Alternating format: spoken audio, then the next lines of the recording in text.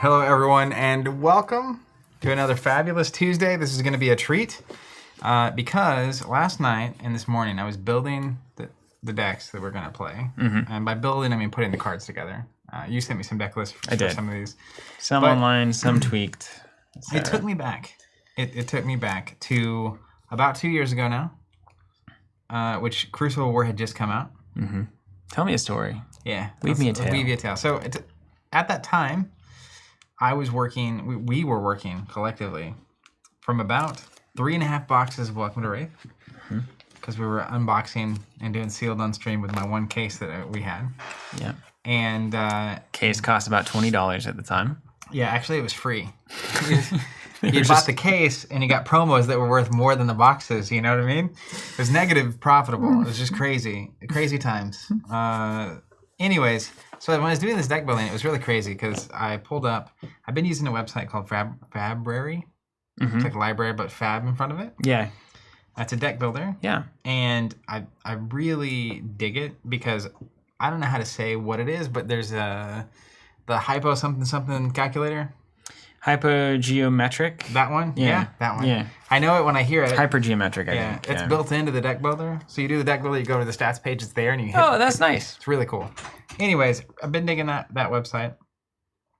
And when I filtered to, I was building Young Bravo. This is also, we were playing Blitz back then, if you remember. Yeah. Crucible came out, and then we started doing Blitz for like 5 or 6 months.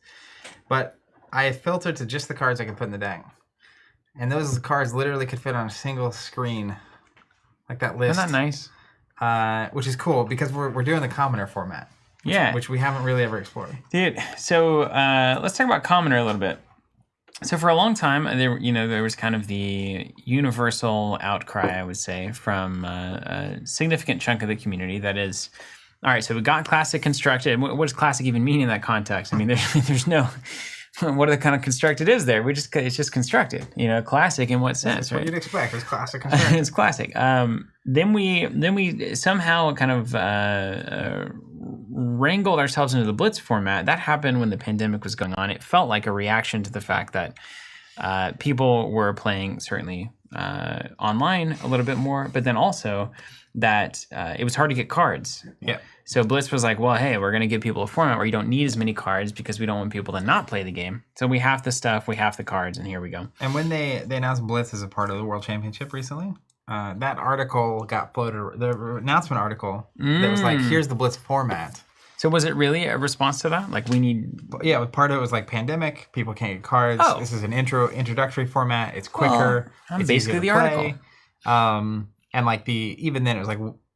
that article was essentially stating Blitz is not going to be a serious competitive format. Oh, which wow. is not to say that it shouldn't be, of course. That's a different conversation. Digging up bones. You remember that country song, Digging Up Bones? You heard that?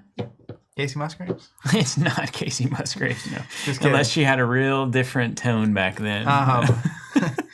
Anyways, so that was cited a lot, right, in the court of law of the people trying to make the case for why you should not include this format. Genuine. You're talking about my salt cam. I mean, that topic is a salt factory. Yeah, I need a cam over here. We can just bathe in the salt. Isn't the salt bath something? Isn't that something people do? Yeah, I've done that before.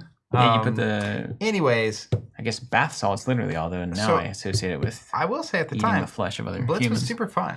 That was our first constructed... That's great. Gameplay at all. And I remember for a while you were like, I'm nervous to play. I don't even want to go to constructed. Yeah, I didn't want to jump in. Yeah, it's too much. It was you got the sideboard, and the sideboard is a lot. The sideboard's a lot. You go from algebra to calculus it's real a lot. quick. Yeah, there's derivatives involved. That's why that calculator matters. Why don't we call it classic constructed and mini constructed? Then you actually have a reason to have an adjective on constructed. Maybe that would make it more appealing to me. Or blitz constructed. Call it blitz constructed. Because what, you know what I mean? What is the... Anyway. We don't have to go. Absolutely pedantic. So then, across all of this, we got blitz, we got constructed, we've got various undulations towards ultimate pit fight that have never really manifested in anything that is seen, I think, right now as an official what is format. Ultimate pit fight? Exactly, right? Like asking the deep questions. It feels like the Star Wars LCG 2v2 format, where it's like, oh, you guys wanted a multiplayer format? Here it is, and then it's like, and it just kind of like floats around.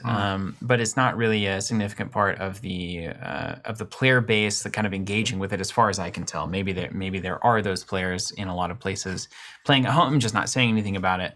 But the general consensus is kind of like, it's kind of like here, that is a way to play multiplayer, but it's basically sit 4 people down and have them attack each other. Yeah.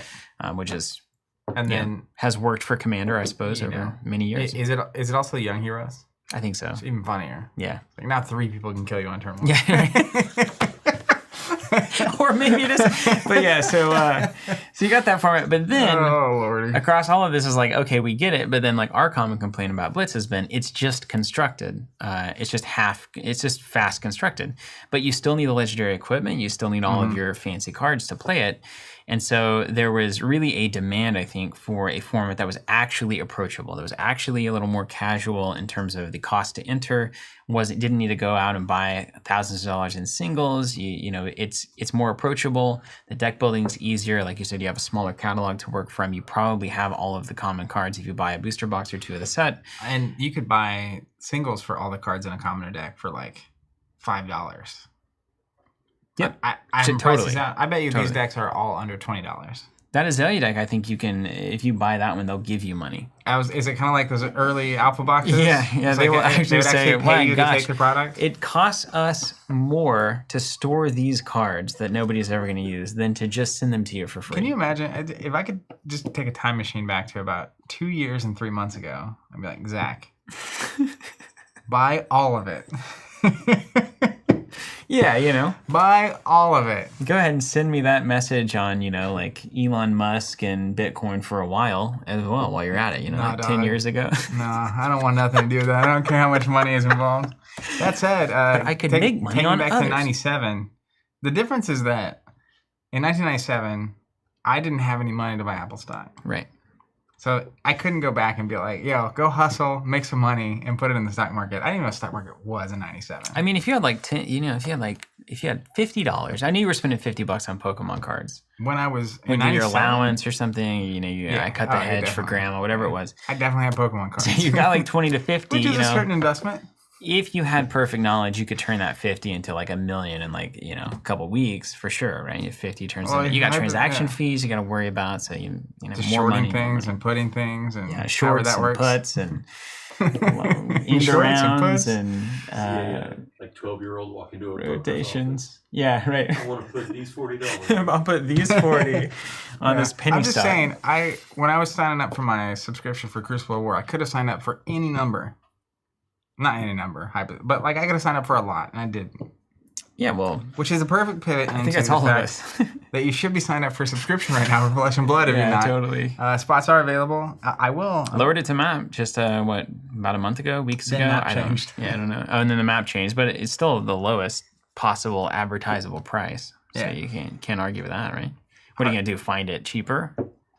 Probably. I mean, you might be able to. I don't know, right? You can illegally find it cheaper. Maybe it's not advertised. Someone quotes it in 2 months. That did not age well. And it's like, you know, you can spend $60 on this Rice Krispie treat and get a free box of Flesh and Blood for your trouble. I think that's legal to do. I don't know. There's all sorts of tricks there. I believe I can say this.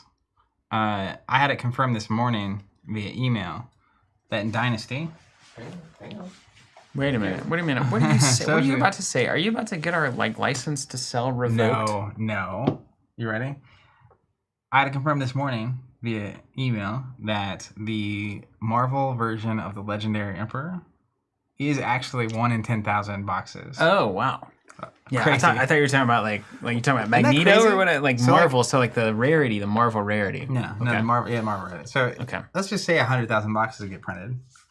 I have no idea how many are getting printed, just so we're aware. How many did they really fired it up for Monarch, right? So Monarchs, the big print run of Monarch was 125,000. Okay.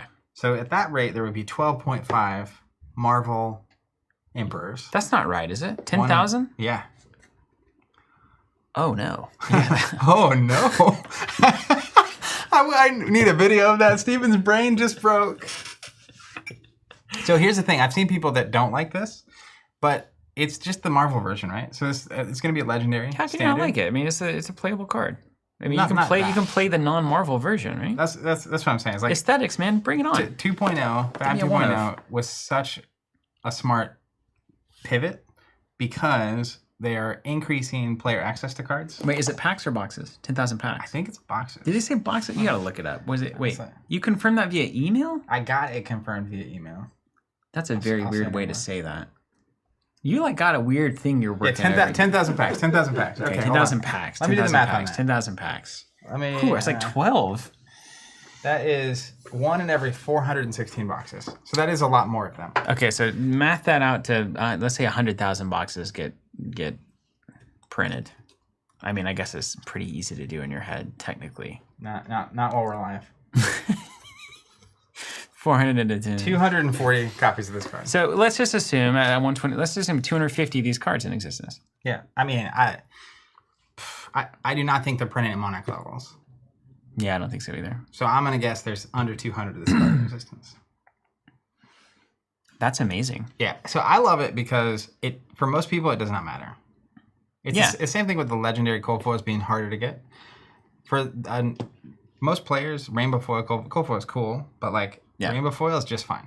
Dude, you could do anything with aesthetics. It doesn't. Yeah. The one complaint that is valid is I have to chase a card to play it, which is a complaint for legendary equipment, majestics, that kind of thing, but not for aesthetic stuff. And to me, this gives collectors something to collect that's not the things that players necessarily are hunting. Yeah. So the more you can serve both of those distinct desires and not have them overlapping, the better, in my opinion. I mean, I'd have a one of. I mean, why not? No, I why totally not? Just would. drive One of, value. Like, you could do like baseball cards and stuff we like signed. Yeah, you get a piece of the jersey. Yeah, of course. You get a piece of James's shirt. Yeah, you get a piece of the film, literally, that they recorded the movie on. I mean, you can go the whole 9 yards. Yeah, collectors. Anyways. If there's anything I've learned, if you put it out there, somebody will collect it. Yeah, and the Marvel version of that card is gonna look awesome. Yeah, I mean, So like, but the idea that at any point ever in the next 10 years of playing Fab, as an example, I might hit a card that's 1 in 400 boxes. yeah, I will not forget that. yeah, definitely. Yeah, and if it happens on stream, Yeah, it's like when I hit the slot machine and I win 250 grand, I wouldn't forget that either. literally ever. Yeah, same thing at all. And none of this matters to the format we're talking about today, which is Commoner. Do we have the pop? Yeah, for we're going Commoner, the opposite Bryce? Commoner direction pop? here. Do I have to say that to the He computer? said it. It was up there earlier. Commoner format. I think Jonathan told me what it was, and I have forgotten. All right, so here's how this format works. 40 card decks, common cards only. You get 11 inventory. That includes weapons and equipment. You can have up to 2 rares. A lot of times that might be a rare weapon. Like I saw that you can run Redliner in Azalea, as an example. And then you also have a rare piece of equipment if you have any of those you want to run. And then you get a young hero that's rare or otherwise not rare. And that's pretty much the format. 2 copies of any card. And 2 copies of any card, so it's Blitz. That's an important note. It's just Blitz with commons. With only commons. Yeah. Which I haven't played this at all, but even just from It's gonna deck be building, scrappy. I would prefer this 10 times to Blitz. Yeah, it's already. I love it. I mean, it reminds me so much of those early days. The deck building was fun. And then you know what happened, man? I was playing Azalea, and oh man, that is a great comment. Galactus, top 3 events for Zach. When I got married, when I discovered everyone I know, it's him when I pulled the Marvel Emperor. I think those are all equally important. You know what? You're hi, not Serena. wrong. You're not wrong. So I was trying to build this Azalea deck, and I was like, okay, listen, what concession am I going to have to make? And it's like, I don't have cross trap. Can't play that. No Supreme. That's Majestic, which is like technically, an equipment that's tied to her, only in that it's the same power level. It's like mild. I mean, Then it's almost like a rare for her. almost. There should be exceptions for Azalea. It's just like, can she just come with the helmet? Yeah. She comes in the scuba suit. And then I was like, okay. They're going to reprint it with just 10 extra health. I saw that Redliner was rare. And I was like, well, you got to use the rare weapon if you can, right? Because obviously that equates to power. So Death Dealer, common. Clearly. Redliner, rare. So I was like, I'm going to build a Redliner Azalea commoner deck. And so then I started punching it up, and I was like, dude, I have all my 0-cost arrows. So like, I've got a 0-cost load. I've got a 0-cost shoot. I can shoot 0 for 4s all day in a commoner format. That seems good. I'll load up the rest with defense, etc. And then I put it together, and I realized that there's no way the math is ever any good in this deck, in the Azalea deck. And then I realized it was the same as the constructed Azalea deck, the exact same, except it didn't have Red in the Ledger or Remorseless. Yeah.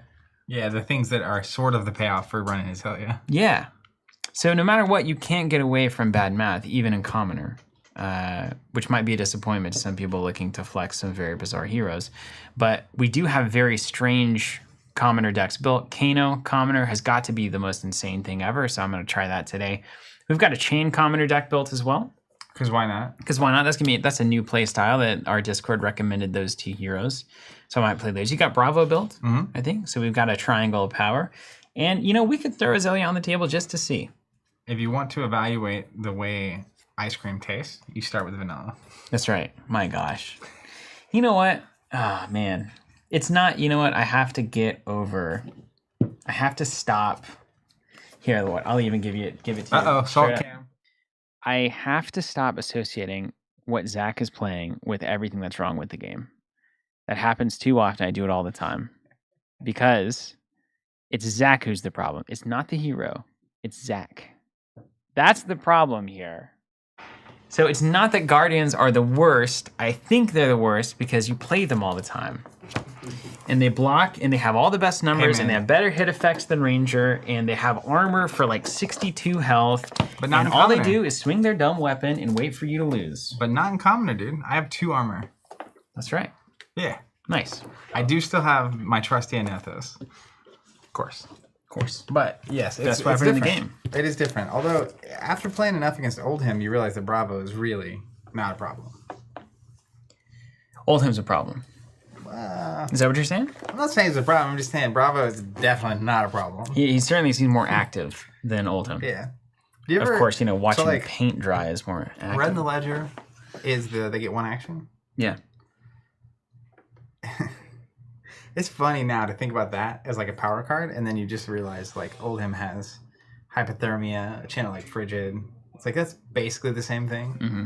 But also universally taxes everybody. And you'll need to just play the card. Yeah. Doesn't have to hit, don't have to load it, et cetera, et cetera. Crazy. Yeah. Crazy. Pretty wild. Anyways, you have your deck built? Yeah, I'll take Kano. Let's do Kano. You're not going to build yours yet? Or is it just bad? I mean, it is Can really you hand me bad. the binder with the lightsaber on the front of it? Or the shape that is lightsaber-like? This is what Zach's referring to. These are some printouts we did for our old Star Wars Destiny Saga sets, which we didn't have to do, but we did, and I'm so happy that we did. Still there today. Did a great job on those. And that's not a lightsaber. It's a kind of a strange skyline. It's a cylindrical shape. You're playing Kano, and I did find out from our friends at home that you do get a sideboard of equipment. Yeah, 11 cards, 11 of them. Yeah, I couldn't tell. I'm just going to get these out, just in case I see any wizards.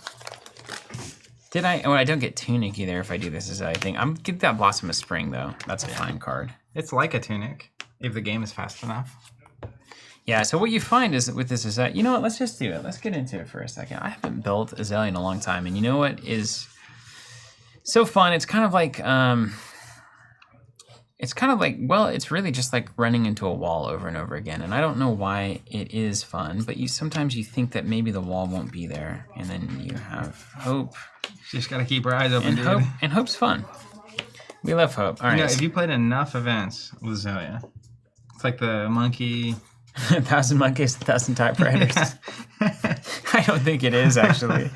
I don't think there's enough monkeys on the planet. You just aren't going to enough events with Azalea. I got back alley breakdancing here. I don't know what the problem could be. Whole lot of OT drops. Today's not my day. Today's not my day. One of those days, though, it would be, I suppose. Right, Meta could come along, too. Prism's gone. That helps. It does help. Eventually, if they don't print any new heroes. Yeah, great. She's coming. Great. She's actually, though, she's just going to get a talented version is what's going to happen. You didn't get my springboard somersault? What's wrong with you? It's the one key to all of this. You look at it. Did you bring it in the... This is a part of the generic binder. No, I didn't bring it at all. What about Yellow Ravenous? You didn't ask for that. Yeah, it was in the list there. No, it wasn't. Yeah, it was. Are you sure? Oh, yeah. I'm gonna check. Yeah. Yeah, you might do that. I don't really need to. It kind of all exploded once I realized I had to do 2 ofs, and then it was just like... Yeah. Look how little short this list is. Yeah, there's Ravenous Yellow right there, and Springboard right there. Oh my gosh, you failed me for the last time. I've been had. But really, there's no. It's the same old Ranger problem. You can't. There is no double. You're just gonna have to pump and dominate. That's the game. That is the answer. But all of your pumps are worth 3, and your arrows are worth 4. And you can't possibly play a 1-cost arrow because now you're factoring 2 cards into 5 damage, and that's like impossible. Impossible. Unless hamstring shot actually prevents you from doing anything meaningful. It doesn't. It doesn't, Zach. It doesn't. Mm-hmm. So you got to shoot 0 for 4s, and headshot is when you use your Blossom of Spring. Got a 6 for a card. That's How in the world could you ever even do damage? Yeah. Well, you just have to dominate +3. You're coming in for 7. Yeah. And you do 4 damage 5 times. That's right. And hope that they don't happen to have like an unmovable or something on a turn where you get one of those off. Yeah. Or do any damage back. You could do that. Let's just see it. Let's just see it. I will say, Commoner is slapping around more for sure. Like, see, and you're saying fatigue shot. So, wait, how do you pay 1 a day? So he's confused. Well, it's just there's no.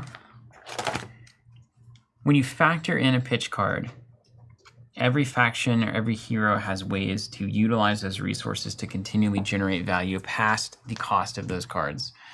So, like, if you pitch a blue and then you play a 1 cost that does 4 or 5, and then you pump it with a 1 cost that does 4, and then you pump it with a 1 cost that does 3 or 4, and it's like, okay, so I put my pitch card into that. It generated 1 on top of this card's value, 1 on top of this card's value, 2 on top. That pitch generated 4 value for me in that turn. That's better than just sending it or blocking with it for 3. But the moment I pitch a card in an Azalea deck, what do I do with the resources that aren't the arrow for 1? Zach, pop quiz. Well, you can do a Nimble Strike. This is the best that you can get, right, is here. You pitch a blue. Sounds like Death Dealer to me. You Death Dealer is what you do, but the Redliner deck doesn't want to pitch, so that's like kind of the problem. You can do like a Nimble Strike into a headshot, into another 1 cost. Like you do a back alley off the top. That's fun. Grant Bartel saying actually just run blues and use Death Dealer. Yeah, that's actually what you do. But dude, I gotta use the rare bow, man. Rare bow. That's why it started as all these 0 costs. You don't pitch during the entire game. I challenged myself with Bravo and I'm running no rares. None. I put none rares in. I didn't even want to mess with it. Yeah, this isn't any good. It's never gonna work. Yeah. You really, if anything, you're gonna need. Yeah, we're not even gonna. How about we do this? You stack those up. You pick one of these other decks. We just get a game in, and we see it's different. It's definitely a different pace. I'll tell you that much. All right, let's see how it goes. Let's see how it goes. One of these days, Redliner. Now, the good Redliner deck, you got to have cross wrap. That's the key. I think that realistically, Azalea could be playable if they give her the right weapon. Now, Death Dealer's the best weapon in the game, man. Hey, just because it is doesn't mean it couldn't be better. It's not the weapons, man. Her equipment is absolute trash. And it's all of the cards. Well, that's a problem, too. It's all of the cards. They are, like, costed from a century ago when the game was being developed in a different time in a different place. The rumor mill says that Azalea wasn't originally supposed to be in Arcane Rising. No, that was said expressly by James. And then I don't know what's rumor or what was quotable. Thought it was. It was in an interview, I think. It may have been our interview. And that could I think it was. Yeah. I apparently forgot all of it. But anyways, what's the most important equipment here? There's all sorts of people, man. I was looking online. A lot of people have done this Kano Commoner thing. It's like the underground phenomenon of the format. DM Armada had one on it. Red Zone Rogue had one on it. Really? But they were videos, and I was like, I'm just looking for a list, man. And I didn't watch them. Which makes me wonder why we do 4-hour live streams. Yeah, we could just post lists. The number of people who are not clicking on this video is tremendous. Yeah, but that's why you post lists and clips and shorts and behind the scenes and and the memes. We gotta make the memes. The memes. I think the point of this deck, I'm just going to do a bunch of damage. There's not a lot of... Oh, we get snapback again. That's nice. Yeah, it's back. Okay.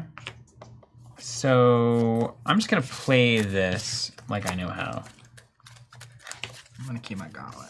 Oh, Damon, you got to be part of the Patreon to get the list. That's the hot thing now. So let's start a deck list Patreon. All funds go to building 3.0.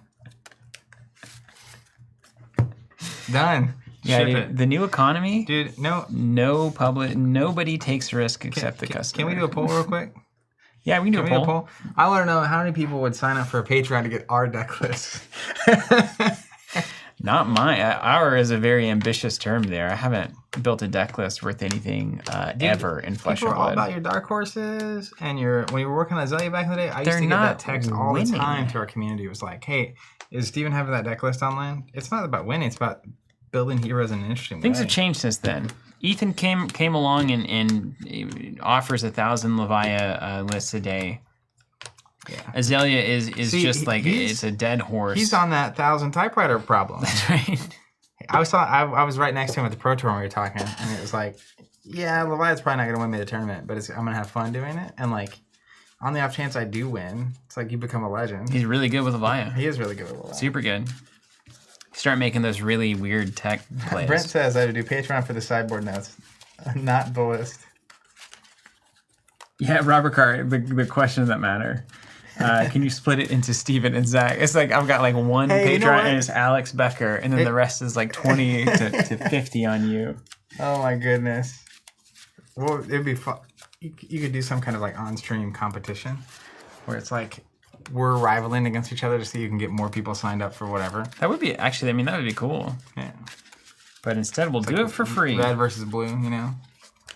Do you think Bryce and I were talking about this just today in the meeting that we had? Do you think that it's compelling enough if we actually said on subscriptions like, hey, you know what's interesting about all of this that we're doing is like we're reinvesting so much of the cash that we're making into free content. Is that compelling to people, you think? Like, would you be more likely to sign up for a subscription if you saw that and you said, oh, this is better or worth supporting so that the tabletop community at large can benefit from Zach and Steven playing a Tomb Raider CCG? I wish there was a way we Throwback. could ask people. Like a poll. But of here's some the thing, sort? though. But the problem is a lot of people probably say yes. I'm the kind of person that would say yes, but when it came down to game time, am I just going to go with the lowest price? Yeah. Well, so I have a thought on that, but this is an interesting comment from City, and I want to read real quick. He's saying that Zach plays from his soul, Steven brings the brains, which Wow, is that's fascinating. interesting. Dude, we figured this out. Remember last time you laid it on me. It was correct. Is that I'm soul with hero choice and brains with execution, and your brains with hero choice and soul with execution. This totally makes sense, right? Totally makes sense. You choose the best heroes and then build them wildly. Yeah. And then I choose the worst heroes and try to build them as crunchy as possible. The better heroes obviously can do exciting things, but they also give you room to do things wildly. Yeah. Whereas you can't. True. Totally you true. Can't, like if you're playing Bolton, the choices are either you're doing something no one else is expecting, or you're so efficient Yeah. to steal the 30% of games you're gonna win. That's right. Can Doriax's win? Can it finally be there, please? The game is slower than it's ever been. Okay. So Alex, that's right. It's a romance. To answer your question, I think that kind of thing, it's true. And it's probably already intrinsically understood to a point that, like, and we say it on stream, like, we couldn't do any of this without all our subscribers and people buying stuff from us. But Yeah, but I want to make it like, I mean, it really is though. Like, it's absurd. it's the same with building the store. Yeah. Like, but I would be curious to know if people think they would be effective. Like, what actually is true and what people think would be true is different, Yeah, totally. psychologically speaking. You know, faster horse problem. Yeah. But to me, those kind of like softer benefits, so to speak, that's what I would call that, right? It's like, it's not the math of the deck situation where I sign up, I pay this much, I get this product, I get these promos, I'm happy with that. Which is usually what I'm most concerned with. Yeah, there is an emotional piece, and I think it's actually, there are just people that would actually be relevant to. Yeah. And I'm not very good at emotional marketing. Yeah. I'm not very good at emotion. Generally, I'm not that emotion. great at emotion either, but I do think That's why we're a cold, dead company. I'm less. It's sort of like our deck building. I'm less mathematical in my marketing leaning. Yes, you are. like the You're sizzle and the the YOLO. feeling. You're the Yeah. YOLO guy. Well, I think people would do it, and you're usually right. You're good, by the way. All sorts of things that people do that just surprise me. One thing I'm not surprised they do is buy that playmat. We got a speaking of pre-order. We which- got a pre-order for this baby. I mean, the one we're playing on here today, Check basically. it out. Check it out. The final is slightly different. Final is slightly different. By the way, people were saying that they would sign up for a philosophy Patreon podcast from you, Now I need to go full screen. which you got a degree in, so that checks out. Yeah, I do have a degree in that, but like, I think anyone who's good enough at philosophy to do that shouldn't, because they know philosophically it's absurd. Check this out. Look at that. Like I said, the finish will be a little bit different. The same design, but the quality will be higher. It'll have straight corners. I think these are round. This was a test print from. So what is this, and why are we doing it? Oh, it's a playmat. It's a 3x3. You can pre-order it. We're going to print the numbers of the pre-order. It's on our Links in the site. chat. It's on our website right now. And it's really great for like multiplayer stuff. It's great for streamers, like for centering your shot. That's how we originally did it. We put some extra lines on there. A lot of people just said they liked what we were playing on, so we made a minimally branded version of it. Pocknock saying, "Look at that." Wait, Jones, are you going to tell us what the pre-order numbers are like for the playmat? Not directly, but it's. There could have been low enough people ordering that we'd actually lose money on every transaction. We are not going to lose money on this one. We've minimally at least crossed that, so Crossed the minimum threshold. we're past the losing money phase. Yeah, which is great. And everyone that has ordered it or anything from us, our subscribers, genuinely thank you for doing so. We couldn't do any of what we do without you. Not to be too on the nose. DM Armana, you're too kind. Awesome. And Colin did order it yesterday. You recall that directly if you didn't hear that on stream. I think I literally said, Colin, Pocknock, is it washable? It's like their standard neoprene inked gaming playmat. So I imagine it is. Yeah, I think. I don't know. I wouldn't wash it. Do you wash them? You wash them. Yeah. You wash them. Playmats use a lot. You can just. So I have I don't know what it's called. I wouldn't bleach it though. Don't bleach it. My wife had this like, I don't know, this container-ish cloth thing that you can put the clothes in when you put them in the washer. Yeah, like a delicate bag? Stuff. It's like Like a a laundry specific bag? thing that goes into the washer. And so Is it a rigid container? No. It's just a sack. it's like a mesh. Yeah. You're supposed to do that for like delicate things. Yeah, like for delicates. Playmats. Anyways, threw playmats in there, ran them through the washer, laid them out, dried it, and makes sense. If you're touching playmats and you're carrying around your bag for a year, it's pretty gross. Yeah, it's kind of gross. I saw. Did you see that Alex is wanting to start a fab channel with his buddy Alex Becker, our friendly neighborhood postman that's always Really? in the. Is the tagline going to be "We deliver"? Wow, that's fantastic, man. You should talk to Alex about that. And they could take the whole postman vibe, Like they could wear those on the videos and stuff. That'd be great. You see the thumbnail? They got the uniforms on. Yeah, that'd be great. The intro, it's the like coming post-work in, mailman. throw a deck. Yeah. Man, see, What's being delivered today? we need Hot sauce. we need to nail down our brand as far as the stream is concerned. I'm pretty sure the brand stream is Zach and Steven show up and hang out. That's what we were just talking about. That like that's not enough, Even the podcast, the past, present, and future tabletop gaming. That is literally everything. It's literally every possible thing. You could literally say we discuss tabletop gaming. As I said, we were talking about earlier. It's like you know what? When you think about a podcast, do you think of they're going to cover everything, or do you think of 90%, are they going to cover, grisly murders in Minnesota? Because as far as I can tell, that is 90% of podcasts is murders. We could pivot for like a mini series into a murder situation. You want to just start talking about murders? Yeah.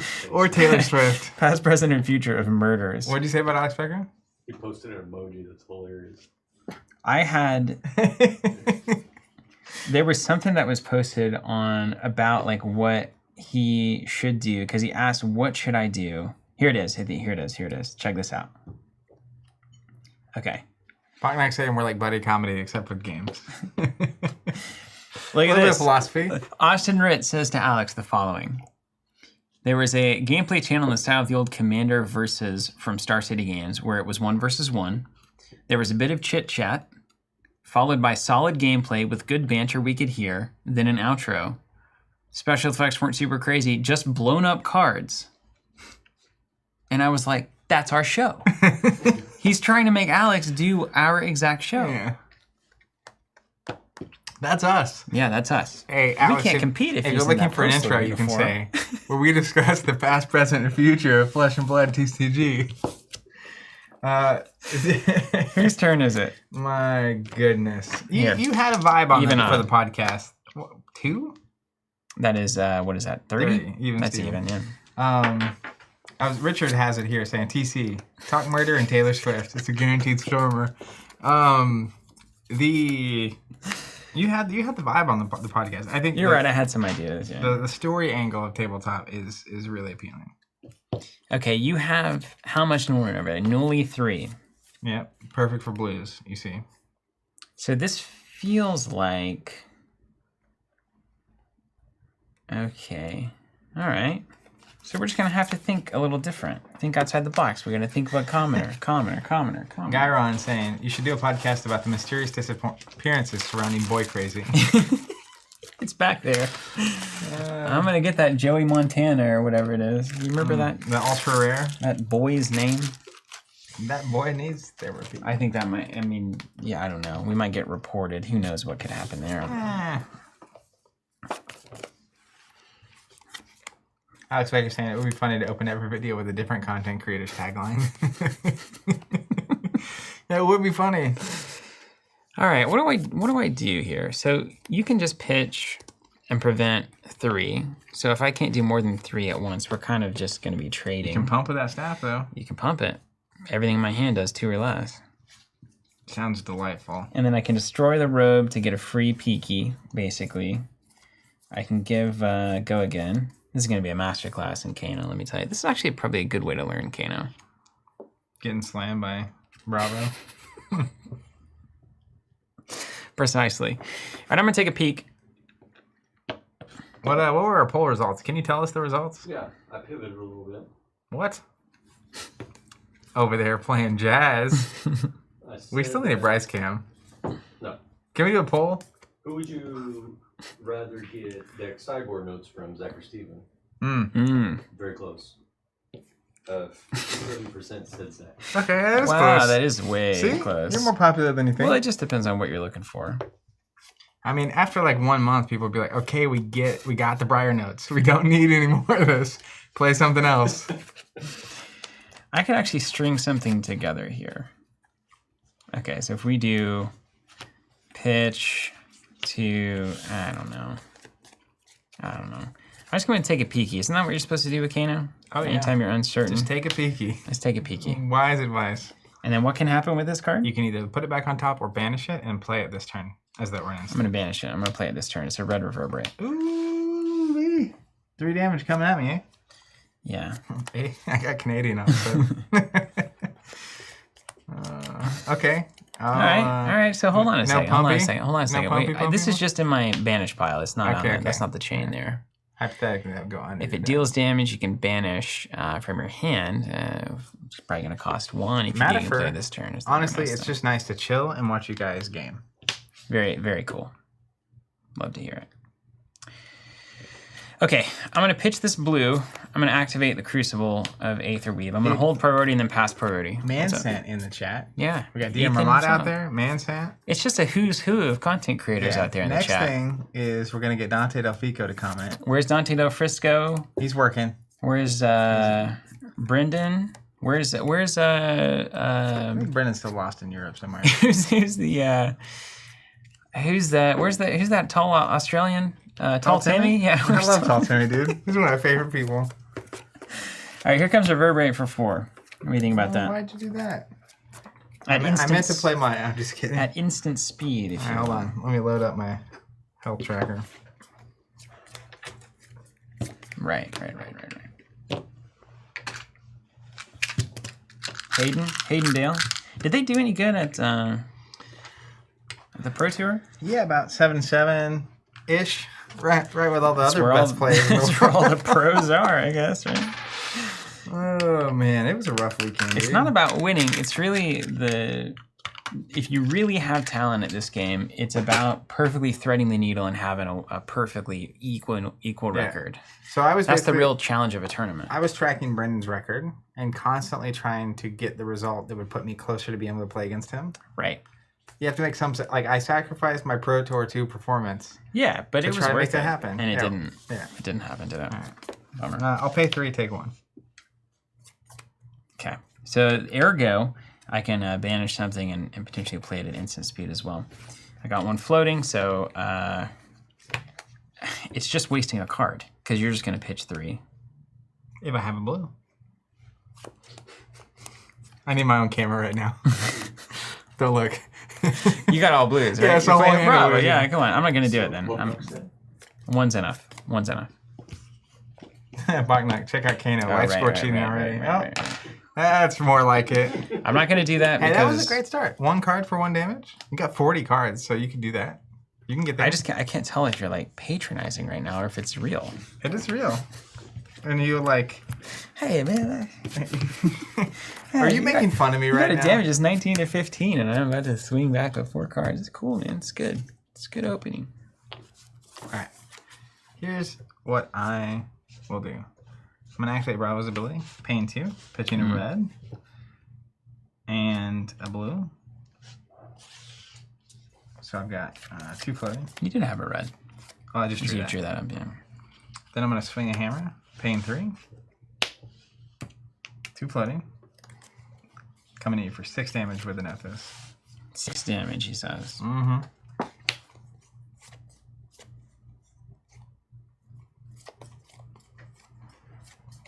I mean... Mean Muggin saying, I'd love it if Commoner was best of 3. You bring 3 decks, and if you win with the deck, you can't use it again. Okay. That would be fun.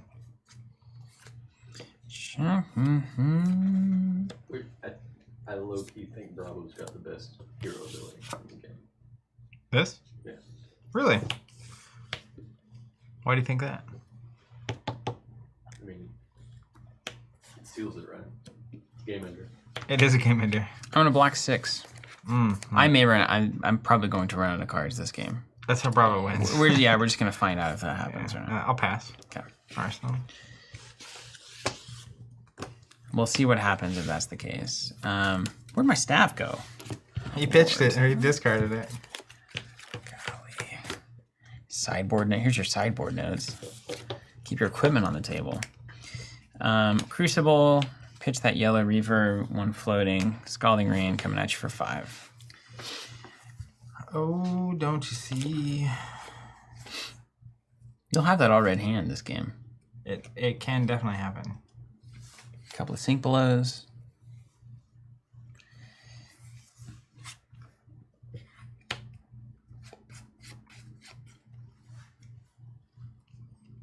I'll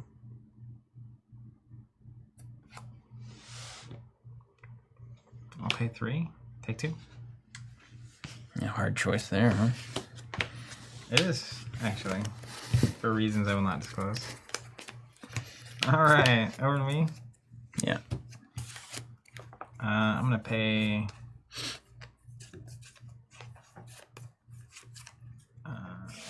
3. Swing the hammer for 4. Pass defense. Good reactions. Pass. Right, fate for scene. Opt. Can't you see? Give me just a second.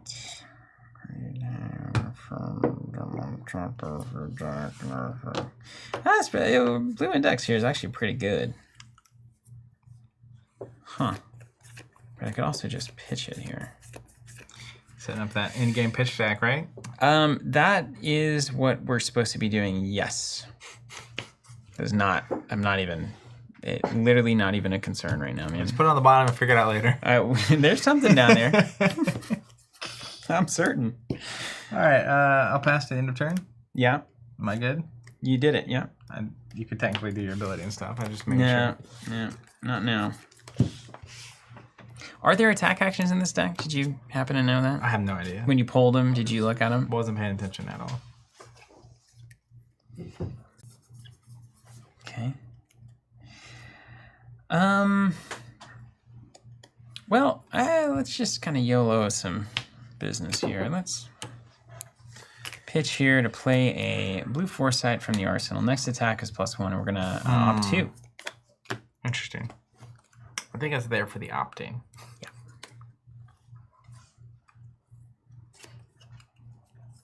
Okay. Got it. Understood. Okay, we're gonna have to be scrappy, aren't we?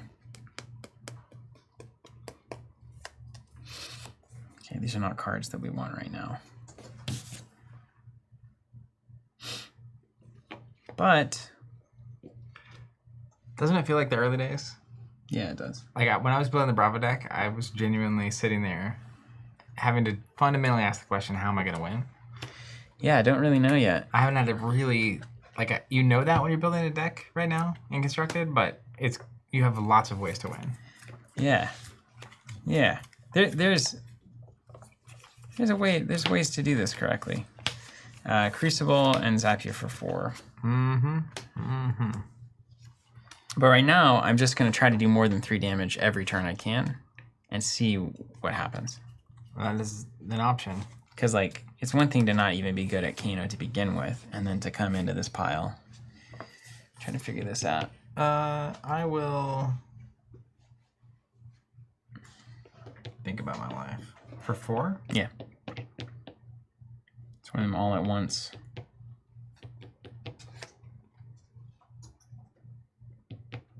Because we don't have the Striders. Let's pay 3. Oh, right. Take 1. All right, Arsenal here.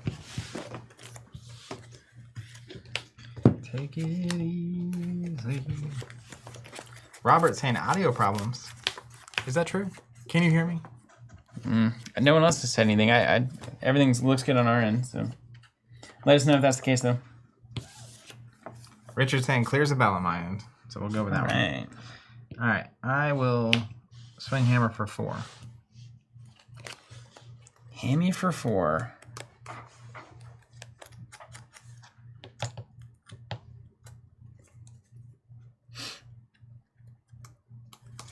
I'm gonna block that. I reckon. Yeah, let's block 3. We'll take 1. Oh, hold on. Yep. Want to pay 2.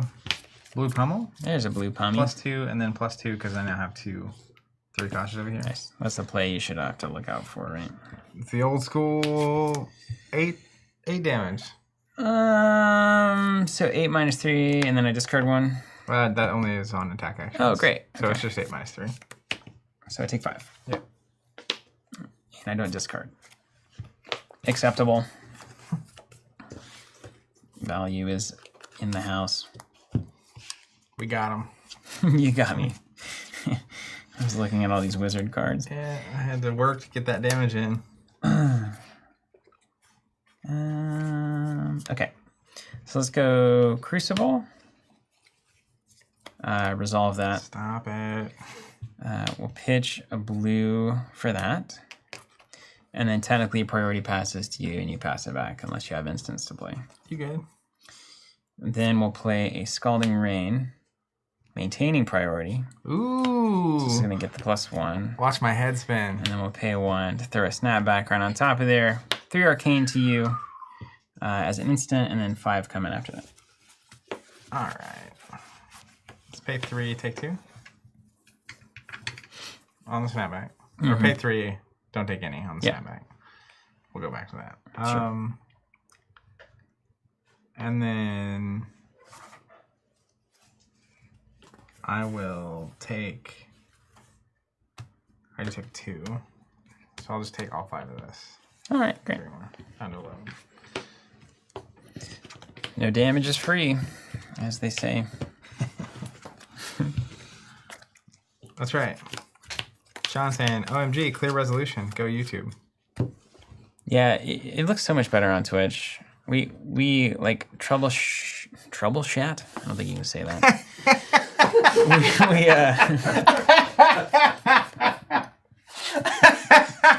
Oh, dead on table. The old trouble chat. I'll be right back. One of those a few weeks ago.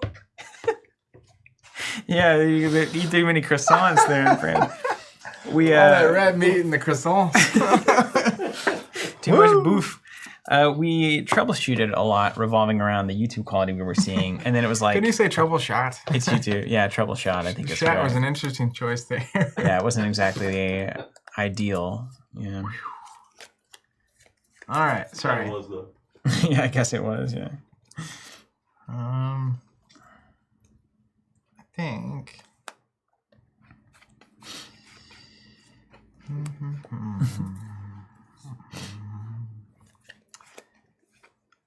let's go Barraging Braunheit. Coming 8 for 7. It was defended by less than 2 non-equivalent cards. Gains +1. Hey, that's a good card for you. Yeah, dog. It's pretty wild because technically Bravo can give it Dominate, and then you can have like a Pummel. So they can only block with 1. It goes up to 8. The Pummel gets it to 12. You see how that math works. I do, yeah. I do. Oh, man, I've got to get rid of so many good cards here. Oof. Ouch. That is a disappointment. Do you have just one card there? Just one card, yeah. You just about block with 2 cards. I know. Yeah, but like once you start blocking with your reds and commoner, it's like my threat density. Yeah, that's true. Ugh. What's damage anyway? Find out more this week on Steven's Patreon. Exclusive subscriptions to find out what damage is. I mean, let's see. You're coming. Let's just assume that's 8. I lose 5. I'm in you making the dominate decision for me zone. So we got to be super careful. You. Mean Muggy wants you to kill me this turn. I got all reds in hand. Ooh, not a killing hand. Not all reds. I got 1 blue. But I can't. All right, let me make sure. It's hard to get over that AB3. If you did AB4, I don't think I could win. If you didn't do anything but AB. Well, I have to have blues, right? Yeah. But like so I have to have a deck that beats something other than just Kano. Oh yeah, that's right. So it's not. I mean, I have a lot of blues, but there's definitely hands where 2 or 3 reds are in there. All right, block 6, take 1. Yeah. Crush the best.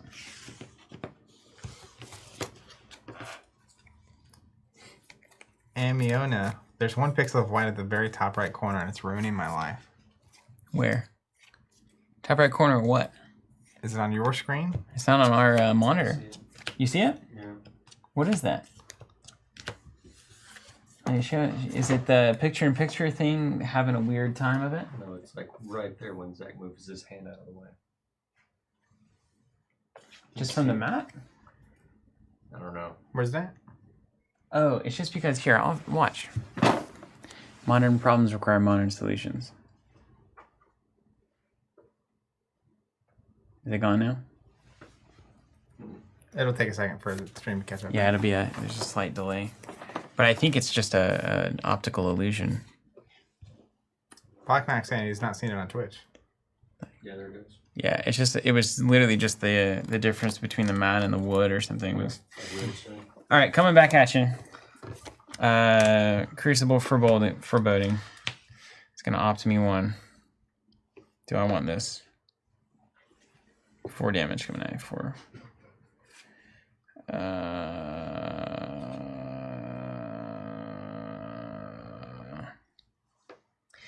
I think I'm supposed to play a bunch of snapbacks in the same turn to win. That's one way you can get around my AB. That's what you're supposed to do, yeah. Okay. Especially wait till I play the turn I play Barrage and I only have 2 cards left in hand. And then it's like, oh, it's game time. Yeah. I come here for 4. Eh? Mm-hmm.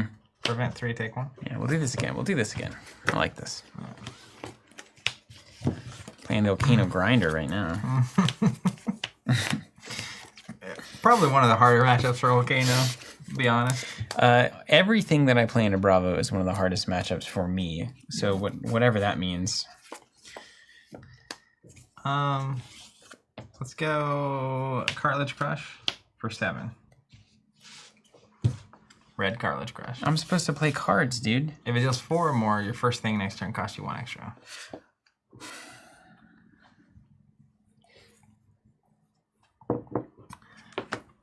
You would really, I think you'd appreciate this. There was a game in, I think it was Australia, in the Swiss. There was Kano versus Icelander. So far, so good. And it was one of the craziest games of Flesh and Blood I've ever seen. Yeah, I can't even imagine. It was actually really awesome. One of the crazy ones was he off the top of his deck played the tome where you can choose to draw or increase by 1. He chose to draw 2. Mm-hmm. And the opponent instant speed played whatever the card is that you can't draw cards.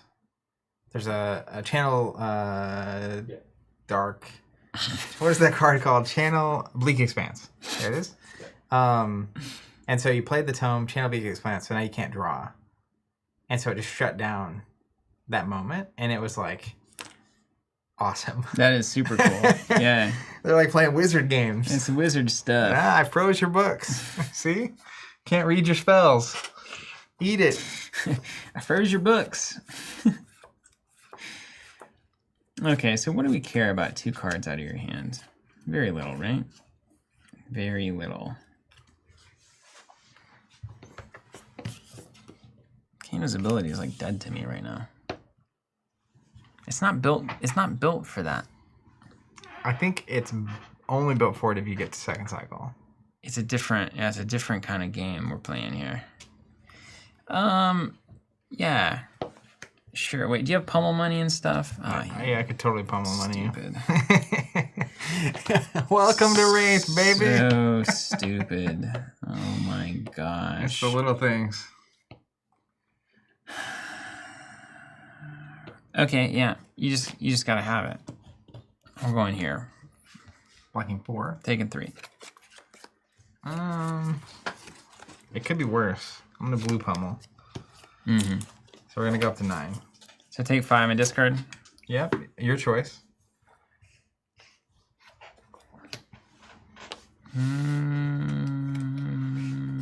Vaginator, Commoner is so dope. Love that you're exploring it. I'm happy to be here. This won't matter, I suppose, in the grand scheme of things. So we'll do that one. All right, and your first thing costs you 1 extra on your turn. Yeah. Over to you. All right, let's do Crucible for 2, and then Zap you for 4. Get you in that kill range, man.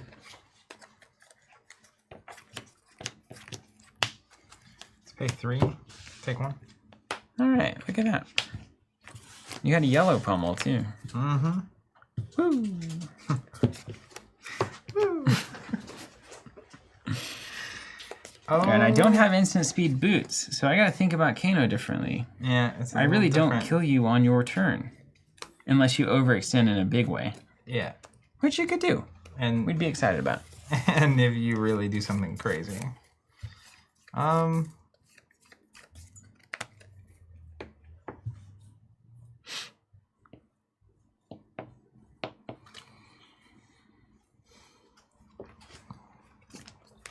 I'm gonna swing hammer for 4.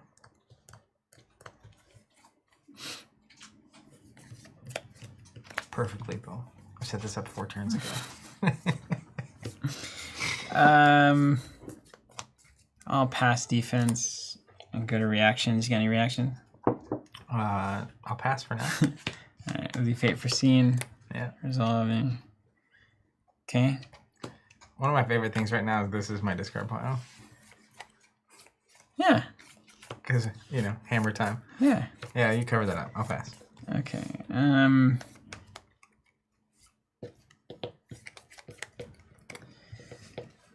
End of the turn, I'm gonna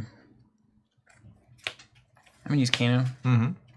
Show you a red Voltic. Mm. And then I'm gonna pitch a blue Crucible Arcane 6. Take 6.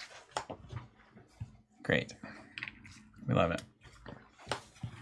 Arsenal pass. All right. Over to me.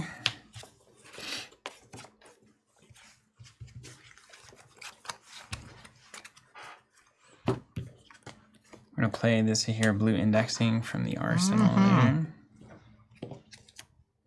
Oh, here's the cards. Oh my gosh. He found the goods.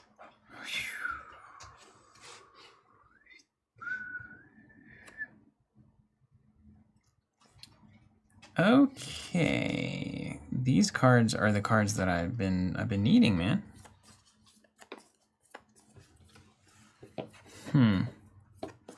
All right, hold on a second. We're in the money now.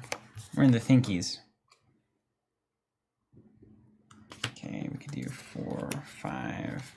Yeah.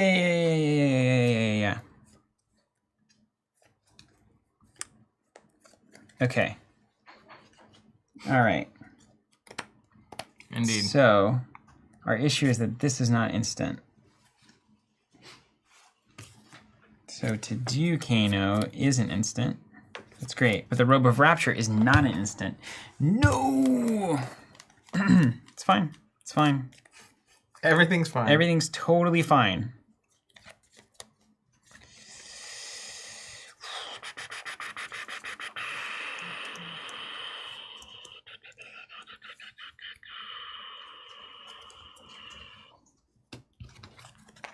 Okay, indexed.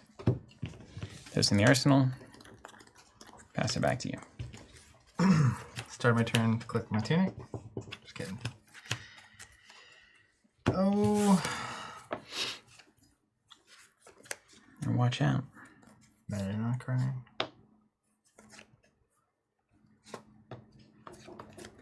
Well, let's force you into it. Let's use Bravo. Yeah. Let's play Goliath Gauntlet. And let's play Barraging Braunhide for 9. And if you don't block with more than 1 card, it's going up to 10 with Dominate. All right. And choose the lens. Crack. It's go time. Okay.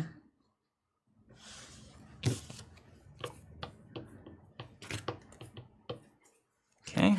You got how much health? 3? Mm-hmm. Do you have Oasis Resp or anything in there? Is that illegal or? I don't think it's legal. Let me look.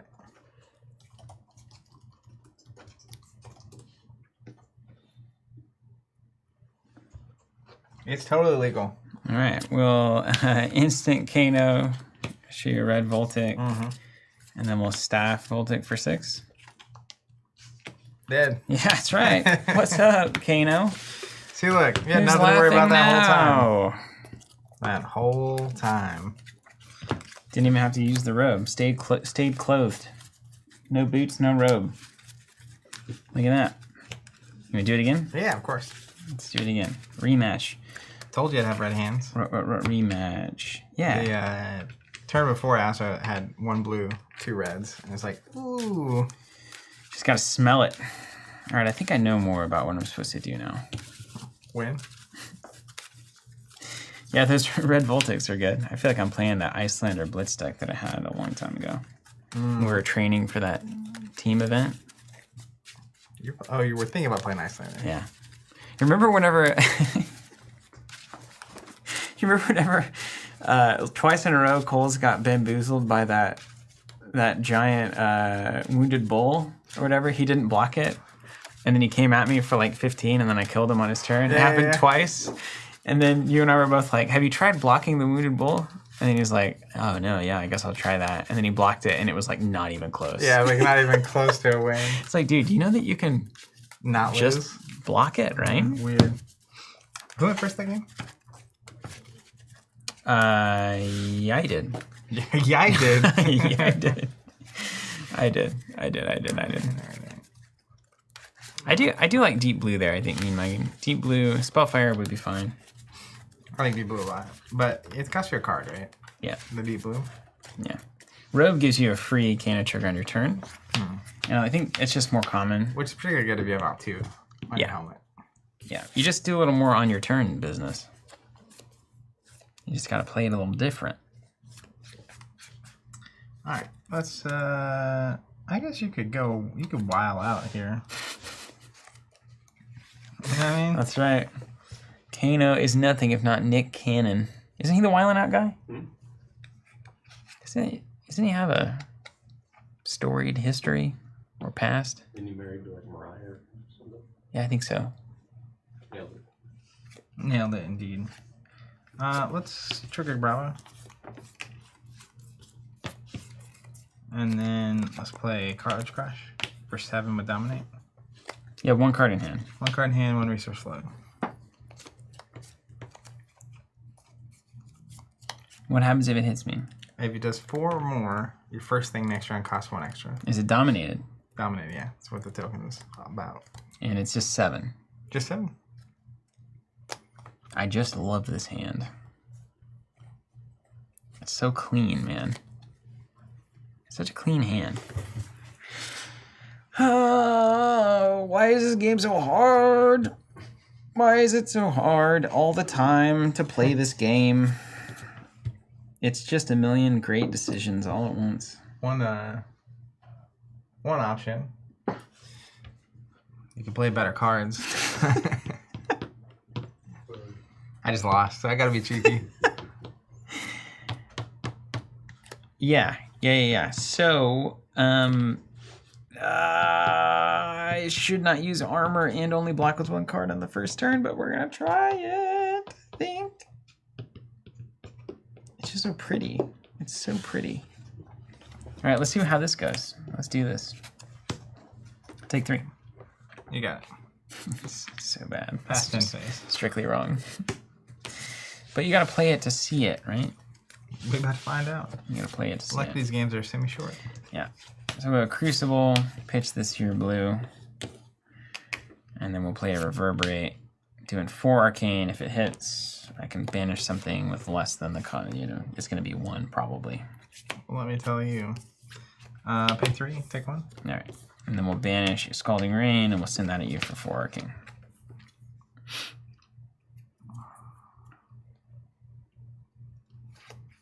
I'll take 4. Aha! Catch on all reds there. It's game over. I do have all reds. I'm here to tell you. I think 1 blue does not qualify as all reds. Thank you, sir. Gotcha. We'll go Zealous Belting for 5. No go again. These D-Reacts got to go. Oasis Respite would strictly be better. Okay. Let's take a moment to really appreciate what we can do here. I'll pass defense. Do you have any reactions? Okay, I'm gonna go Fate Foreseen here. I'm gonna opt 1.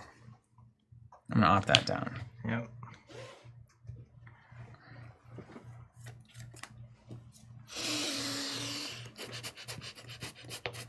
I'll go ahead and take 1. Okay. And you can pass the turn if you'd like. I will pass. All right, I think I'm gonna come in here. I'm not ready for the Talismanic Lens though. I think I'm just gonna take a peeky. Yeah, just pay 3 and Yeah, just take a Take a peeky. chance. Let's just take a peeky. nothing like a blue zap. How did you know? Is that what it is? Yeah. That's a blues out. Oh man, it's just like the least.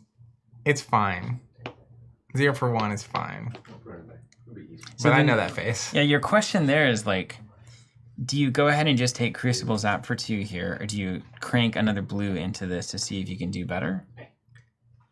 I mean, The next thing I you could also have do, to think about like what you're doing on your turn, if anything. yeah, I've got a Zap in hand, so I'm zapping you for sure on your turn. Well, if you do another blue and you don't get a 0 cost, you can't play the other thing. I can't right? zap on your turn, so that's 2 either direction. You also have 1 card in hand. All right, let's just do Crucible Blue Zap for 2. 2. I'll take 2.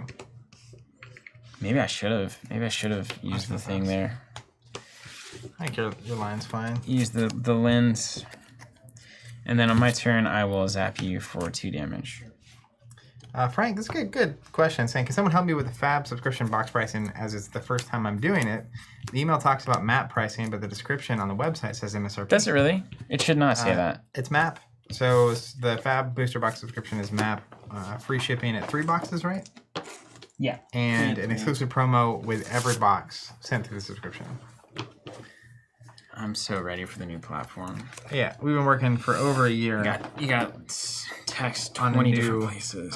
Web platform. So we're looking at that right now. Sorry for the confusion, Frank. No, it doesn't. It says 20% off MSRP. Okay, so 20% off MSRP is MAP. Yeah, that's let me put it in parentheses. Make that easier. Put it in parentheses. Yeah. Good. I was glad. I that would have been a very sad state of affairs for my awareness. All right. Did you get 2 arcane coming at you from the zap? Zip zap, rip rap, brick a zap. 1 second. I don't know why I have this. I don't have that yet, technically. Zip, zap, brick a zap. Brick a zip zap. Terry Patel still around? He is still around. Too busy doctoring? He is still around. Is he posting on Twitter primarily? He does post on Twitter, yeah. Did he also lose at the Pro Tour? Didn't all the Americans just get smoked? There was 1 American in the top 8. Who was it? And then Why is he not on the team? 9th through Let's go headhunt 16th was 6 out of 8 of those were Americans. Yeah, well, We were almost good enough. Honorable mention. Yeah. Oh, no cards in hand. I'll take 2 from the zap. Harmless, right? Harmless. Just a little zap. All right, over to you. Just a little pinch, like that little spoils card. Little pinch.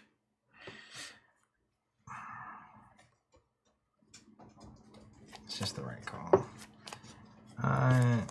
Let's go Cartilage Crush for 5. If it does 4 or more, your first thing costs you an extra 1. And you're going to pummel. I don't know. Definitely pummeling. Depends. If you... There's no doubt in my mind that you're pummeling. It's so obvious, dude. It's so broadcast. It's so broadcast. You think you're cool? Apparently the 1 American was Pheno Black. Oh, he's always there. He is always there. Pheno's always around. He's real good. So, but if... Mansat saying our meme lord is actually our best player. Yeah. If... Did you see the picture? There's a picture of the top 8. Pummel this. Before they played. And Pablo's in it, who was also the first Pro Tour. What is he doing differently? I think he has a direct connection with God. No, but really, the funny picture is Pheno's what is he doing standing there next to Pablo. And the picture, Pheno, has his foot on top of Pablo's. And people, zoom in. It's, just totally an accident. But they're they posted immediately and said, I like that he's asserting American dominance over Europe. And then immediately loses. Yeah. What is Pablo doing differently? He's insanely good at the game. So, but what does that mean? How do you measure that? Because he wins. I'm doing numbers. I mean, there's numbers on the table here. First step, do numbers, not poorly. Okay. Don't make stupid plays. Second step, understand what your opponent's numbers are trying to do and where they're coming from. Try to understand and see that. I see, he's probably going to pummel. He's got 2 cards in hand, 1 in the arsenal. That is a pummel happening. So be ready for that. Third step, what is your macro game plan as far as how do you win each matchup against every hero? What is the game plan going in? Can you sideboard correctly to make that happen? But there's a 4th and 5th and potentially 6th layer.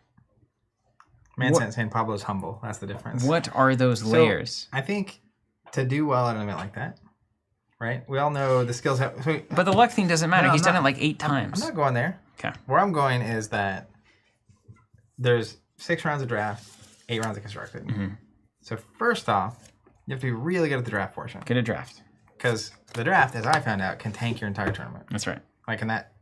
And to be good at draft, you have to be good at drafting, which is a whole skill set, and then actually playing that format once the decks are on the table, which is, again, that's just a whole lane of a skill set.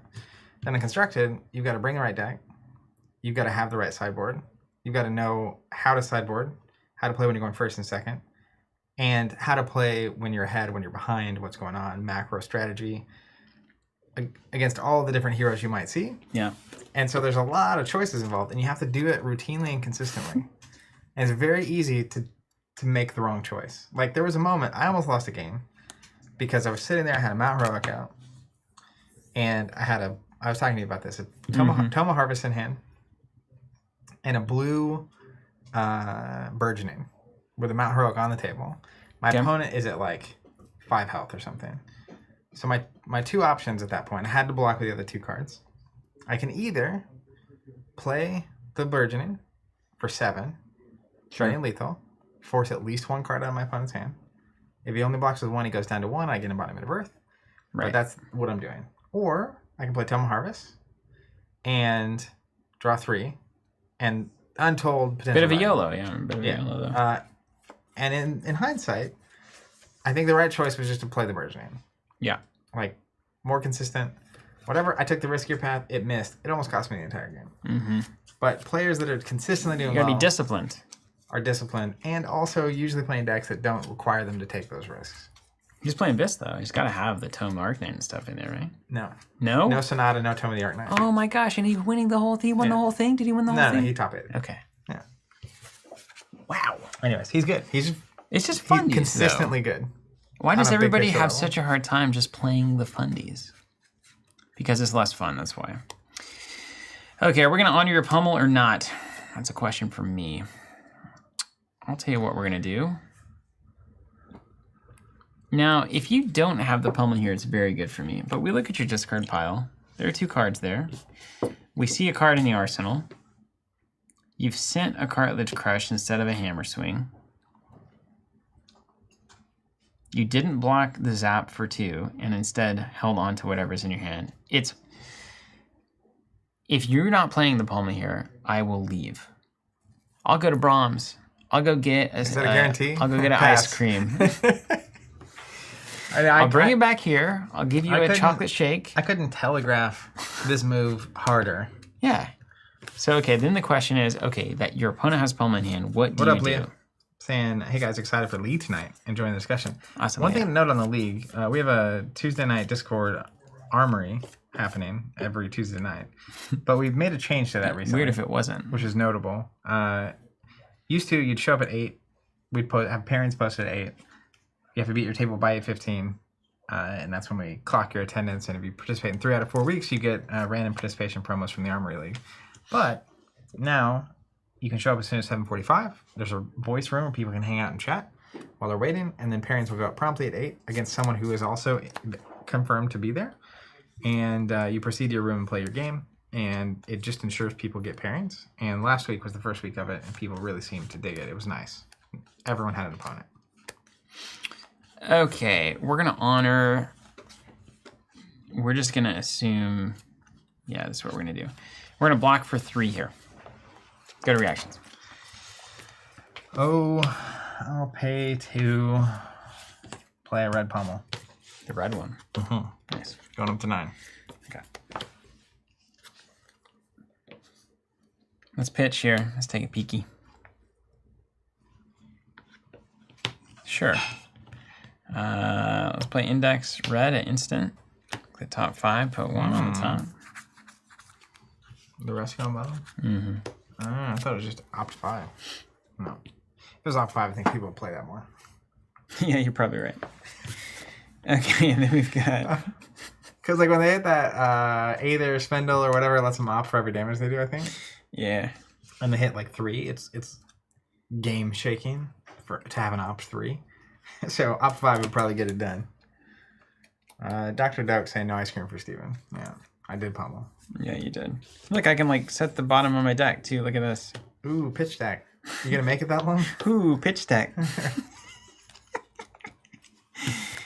No, I'm gonna do something that is vastly worse. Yeah, I know. I'm taking 9, 8, 7, 6. 5, 4, 3, 0, 9. All right, let's set that up there. Put that there. Then let's Kano again. Show you a Scalding Rain. Pitch this red zap. See, this kid's coming at you. is very smart. He's got the pummel effect. I don't want the pummel to hit me. He doesn't want the pummel to hit him. How smart. Yeah. I see. I mean, sure, I'll pay it's better than nothing. 3. But Take 1. yeah. And then you'll take 6. And I take 6. And discard a card that doesn't exist. That's right. But again, like it's important to realize that's not good. It's better than losing a card. You made me pitch a blue pummel. I want to put that in Arsenal. There you go. Easy peasy. And I'll pass back to you. All right, cool. You're at 5. Yeah. Well, kids. I don't know when that came up, but Goliath Gauntlet. Oh gosh. Choose Bravo's ability. You got me. You got me, man. I got 3 reds and a blue. Let's crush the week. So come in for 9 dominate. You got it. Oh. All right, we got to do the rubber match. Yeah, Rubber match. Do you know what we're doing next week on stream? Is it more common? Gucci gang. I got the beat in Oaxaca. Yes. All right. More commoner. This is not really poll worthy, but I'd be curious to hear from the chat. If we're doing, this is more question of the day, I guess. If we're doing more commoner next week, what heroes would you be most excited to see? And if you're watching this back later, you can also leave a comment. Same thing. Curious to know. We have a chain deck build here that we haven't used yet. I don't know. We'll get to it or not. I might play it. I've never really played chain outside the context of like a light punching bag. I know for titling, it's easier if it's like this was the Kano versus Bravo stream. That's true. That's true. Bryce, you want us to play chain or save chain, depending on how much time we have? You're the man, dude. There are many other heroes. Why don't we just save chain? heroes? Let's just save chain. We'll just chat with folks for a while. Post saying Azay and Lexi for commoner. Post is the kind of person that likes to see other people suffer. Yeah, and Bolton commoner too. I see that. What does Bolton even do in commoner? You may tell you he's bad in commoner? Axes? Oh, I'm gonna play Yorick in commoner. Ugh. This Bard? Yeah, let's shuffle our decks together. Oh man. You may tell you who's bad in commoner is Viscerai. It is horrible. Yeah. I'm Like, sure. It's humbling. You gotta love something that Runeblades bad at. Yeah. Yeah. You do. Not a warrior wizard. Chef saying old him commoner. Darth Prentice Dorenthia. Darth Prentice also saying Bolton plays Brandish. With what weapon? You don't have your fancy cards, right? You don't have V, I imagine. Nope, it's rare. You don't have the important one that gives you all the swings. Luminous Ascension? Yeah. That's also not common, yeah. Okay. So He gets all those, if they hit, they go to soul cards. I mean, I'm just asking, are we playing Axes, I guess? We play Axes because we don't have the combo. And we use Soul to give Axis go again on pumps. And you somehow hope you get enough damage in. It's just basically kind of Bolton and Sealed, like Monarch Sealed, I guess, with Gallantry and the other cards. Richard's saying Dromai would be interesting. No dragons. Yeah, just the little guys. But that's the Blitz deck that they put out. It had no real dragons in it. I think Door would be fun, right? Door would be fun. Just hit and runs and... Yeah, Dory would be fun. Dory and Bolton would both be fun. They'd actually be pretty good. You can just choose, man. You can go first then. You want to? 4 on 2 d20s. That is a low roll. Colin saying Reinar. That would be fun. What about Kaio? Or also known as KO. You remember that time we played him the first time? You just obliterated me on turn 1. I love that. Am I playing Kaio at Worlds? Probably. Just kidding. I don't know if I'm that crazy. I do want to play something just generally disgusting at Worlds. You know. Red Index. During the Blitz segment. Yeah. If we're gonna be here, I want this to be over as fast as possible. Into this, please. Okay. This can work. Hold on just a second. I think we've got it. Okay, so we do... I'm opting in this pile. Don't worry about it. Okay, so then we do this ability. DM Armada saying Commoner Dash is that sick. there. That. I might try to do Viscerize it. It's bad though. Let me tell you. 5. Rosetta Thorn is common though. What'd you say? Yeah, Might that be my new works. favorite format. Yeah, it's you just lose so much. Yeah. Okay, so this goes All the things that make the here. 5-card hand good, you don't get them. Yeah. Dang. Is Maurian Rare. rare? Yeah. She gone. Meet and greet. I think that's playable, but you gotta do arcane damage. Yeah. It's a good card. Yeah. So invisibility is very good, but you have to play multiple cards to trigger it, and you just don't have to let it go again. Okay, do that for the thing. Do that for the thing. So this becomes the thing. Just Kano math. This becomes the thing and the thing. So let's just. I haven't used these robes yet. I'm gonna use them. Use them or lose them, man. Destroy them. Let's gain $3. Did you not play this? Oh right. Action. It's an action. It's an action. It's an action. I mean, I thought it was all instant speed, man. They should be. Allerdale saying, I'm back. We can start playing again. And I'm better than ever. Okay, we're gonna pitch for Kano. We're gonna get our little instant rousing. And then we're gonna pitch to play that rousing, 1 floating. And then Pay 3. Get those dirty red cards out of my hand. okay, Take 1. take 1. And then we'll pay 1 for snapback as an instant for 4 because of rousing. Take 1, 2, 3. You got it. Take 1. Who's laughing now? 9. Geeks first hand. This format is so fun. It's wild, isn't it? It is really cool. Like commoner. Who needs Arsenal when you've got instant speed? I've been saying that my whole life. Can you believe this guy?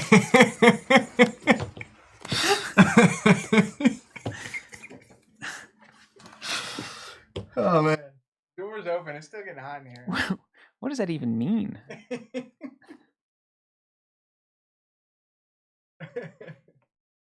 What does it even mean? Really? Alright. We're back. I'm I'm gonna gonna get you that 4th camera. I'm gonna use Bravo's ability so you can cut to me and I have to explain it. Yeah, that's right. Okay, now explain it over there. Bravo's ability. Swing hammer for 6. 2 floating. You figured out the dominate part of the deck, huh? No, this doesn't work on this. It just lets me get a second 3 cost over here. Oh. If I were you, I'd just be dominating every turn. I think I would lose. Well, you have to have the resources and then the card to play that needs Yeah, to I know be how the dominated. game works, but like, is that 2 cost or is that a blue? No. Oh. Why do you think it's still my hand? So I can block all of this? So coming in for 6, yeah? Yeah. There's not an attack in my hand that was worth dominating, you see. Oh, there's no fast. Okay. All right, we can do that exchange all day, man. Patrick's saying, is Steven's sidebar thing new or have I looked away at all the right times in the past? It's new. It's new. It's funny. I'm We supposed thought it to would get be a camera funny. too at Yeah. some point that Steven controls. Well, which we're does actually supposed to ruin- be. Here's what it's supposed to be like. It's supposed to be. It turned into kind of like a fun, like a bit, but it was supposed to be. You know how like tabletop. You know Will Wheaton's tabletop. That old thing? Yeah, that old dinosaur. And a lot of the like the Magic videos that do well, you have the cutaway where the people can explain what's going through their heads. So what I'm thinking is like, okay, so Zach's got a card in Arsenal, and my game plan here is to play a Scalding Rain for 5 Arcane. I know that's 2 damage that he has to take. That's going to put our scores down to about even, which is exactly what I want to do. And then I'm looking for an opportunity to chain 2 snapbacks together with a blue and maybe like a Scalding Rain, do a bunch of damage all in one turn and seal this thing up. And then we cut back to the table, and then it's like, and you didn't hear any of that, and so now you're like, oh, what's he doing? And then they get to follow along with the thought process of the players, you know? Yep. Agreed. That's what it's supposed to be, but instead it's just like me, like dogging on you constantly. Which is a certain vibe. Did you take 5 yet? No. Just thinking about my life.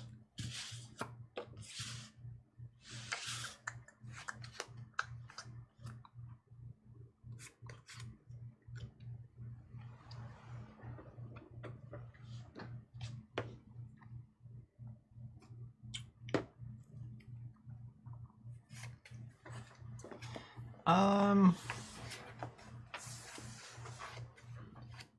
fact that he's thinking so long about this makes me think one of two things. He can't block it in that he has a very red heavy hand, or he's got a very strong 4-card play in hand, probably includes a pummel, of course. And he wants to know if he should be taking 5 damage here to launch a pummel back at me. If I have a Fate Foreseen, not a great play. We'll pay 3, take 2. Acceptable.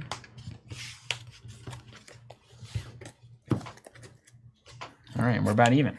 Are you ready for this? Yeah.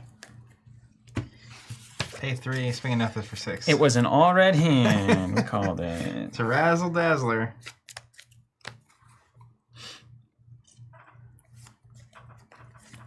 I think that was my highest value play.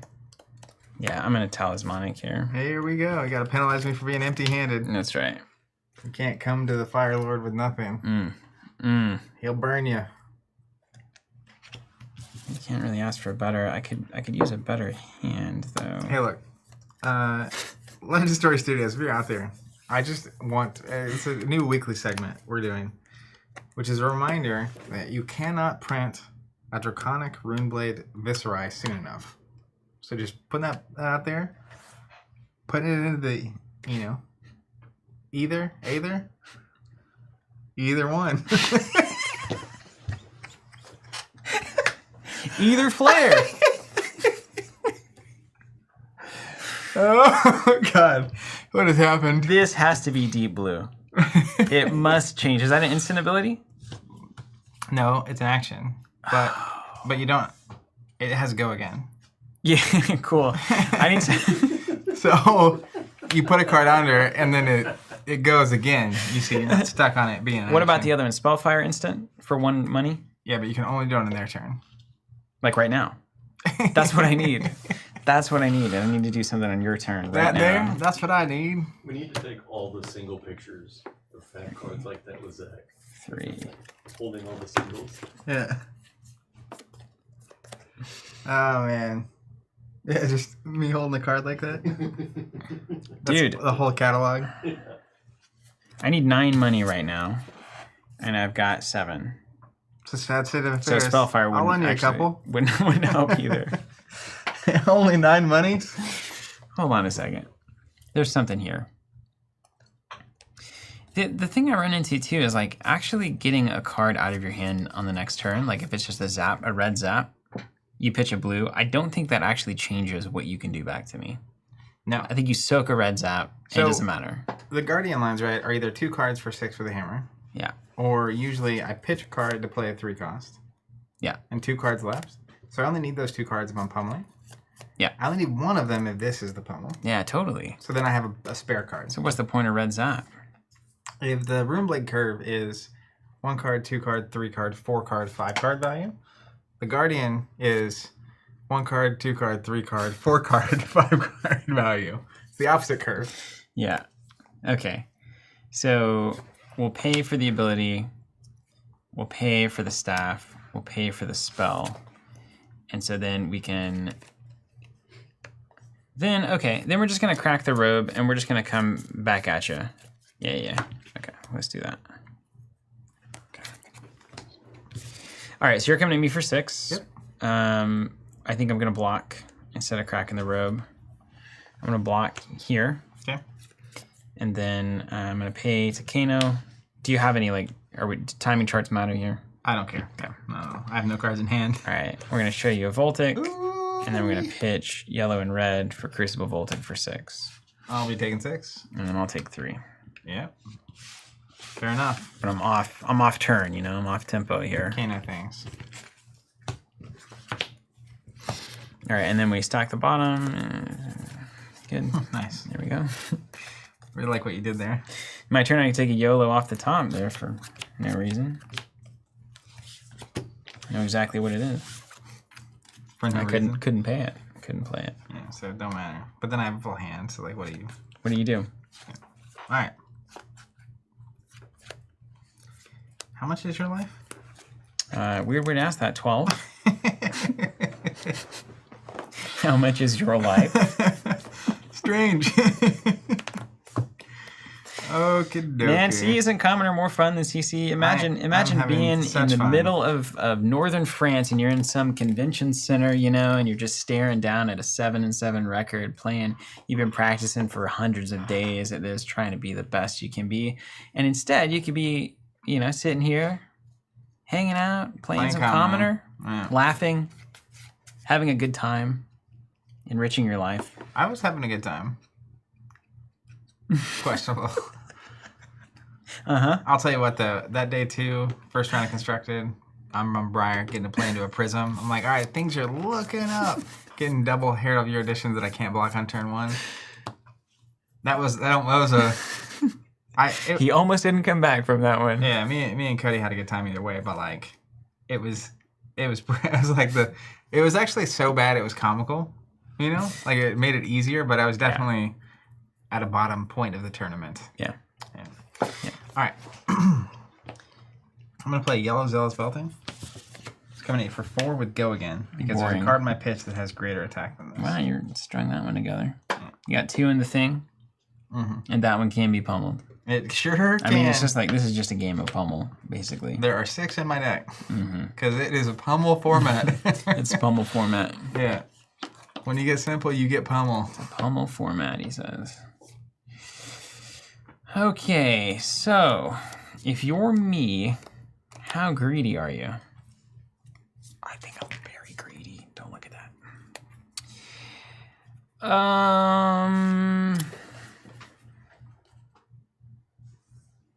I will pass. Okay.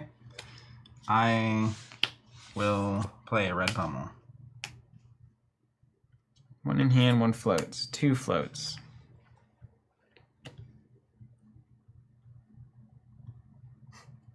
8. Losing a card.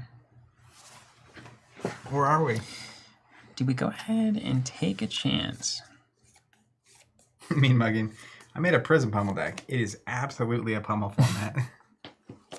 All right, let's say we're gonna take a peeky here. Oof. Oh, we got the rogue. Right.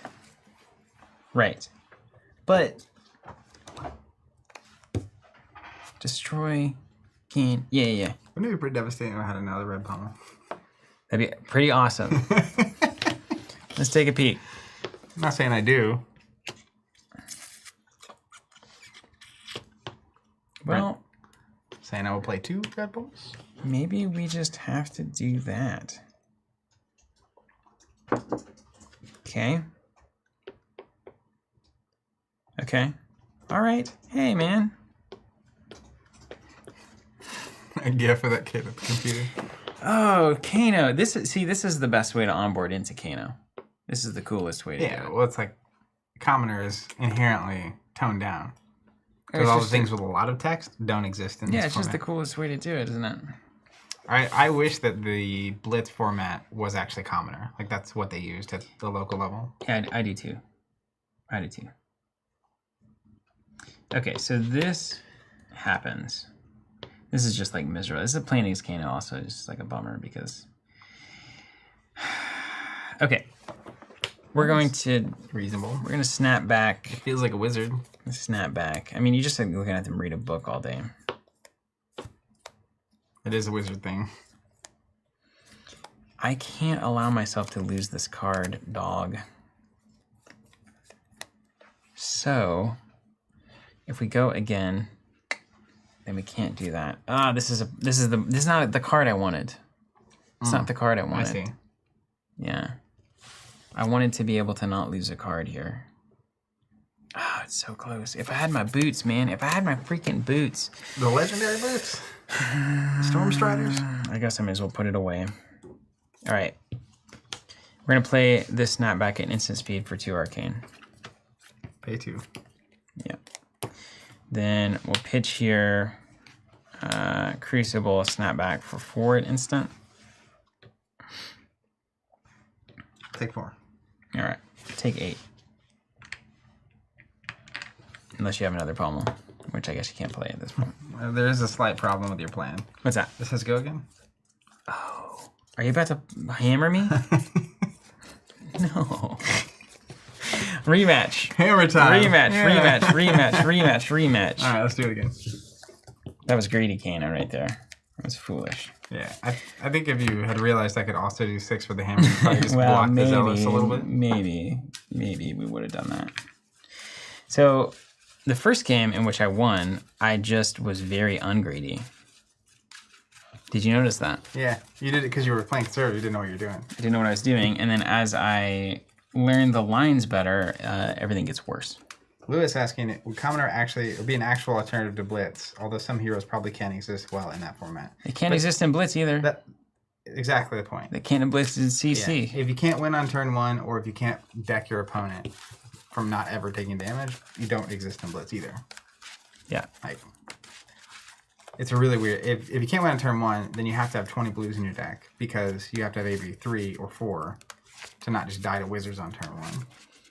And then you have, if you're not a deck that can either win on turn 1, have 20 blues in your deck, and still win some amount of games, and or deck your opponent, you just can't be played. I say make Commoner the format.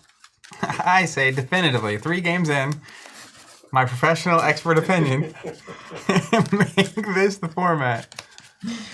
I don't need experience, man, you know? The thing to me is, Commoner, compared to Blitz, Commoner actually feels like a different format.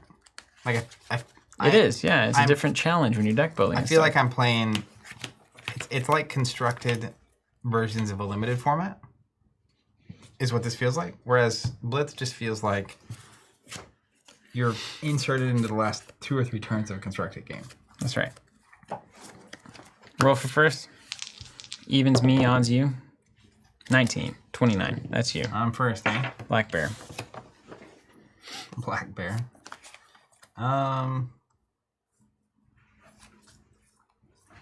Bravo's good going first. Use his Bravo ability. It's not. It can be good. He can just dominate and punch you for a bunch. Yeah. But I'm just gonna dominate and pass. Taken. Arsenal over to you. It's just called a mulligan. Yeah.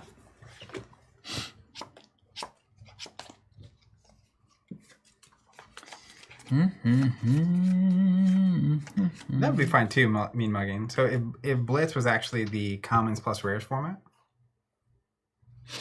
save commoner, which is commons only, then you could have Blitz, which is like a step up, and you can play the rares, but you don't get the majestics or the legendaries. Yeah.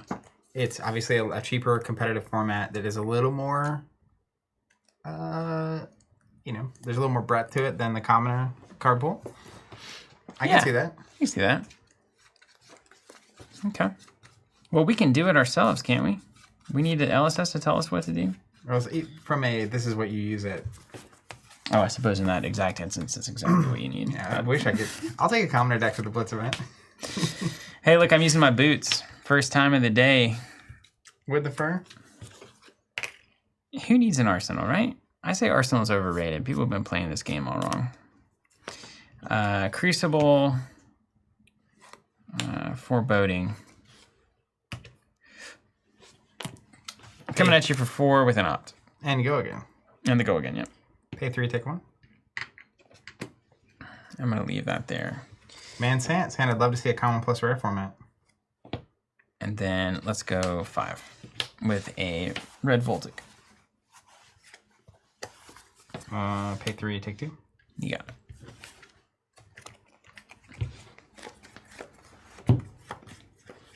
Damage. Damage on table. How does it work? That was a good turn. Yeah. There's the boots. You gotta use what you got.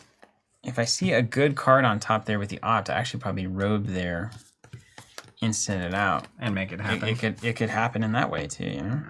Let's play red Barraging Brawnhide. For 7, if you don't block it with at least 2 cards, 8.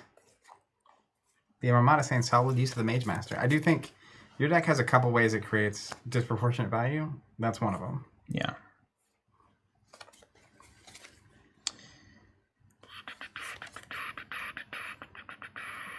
That's true, Mean Mugging. The community made Commoner. That was originally a community format. There you go. Adopted. Take 2. Yeah. Look at us. Exchanging value. Voltic for 6. On your turn. It's the cleanest play in all of Wizardry.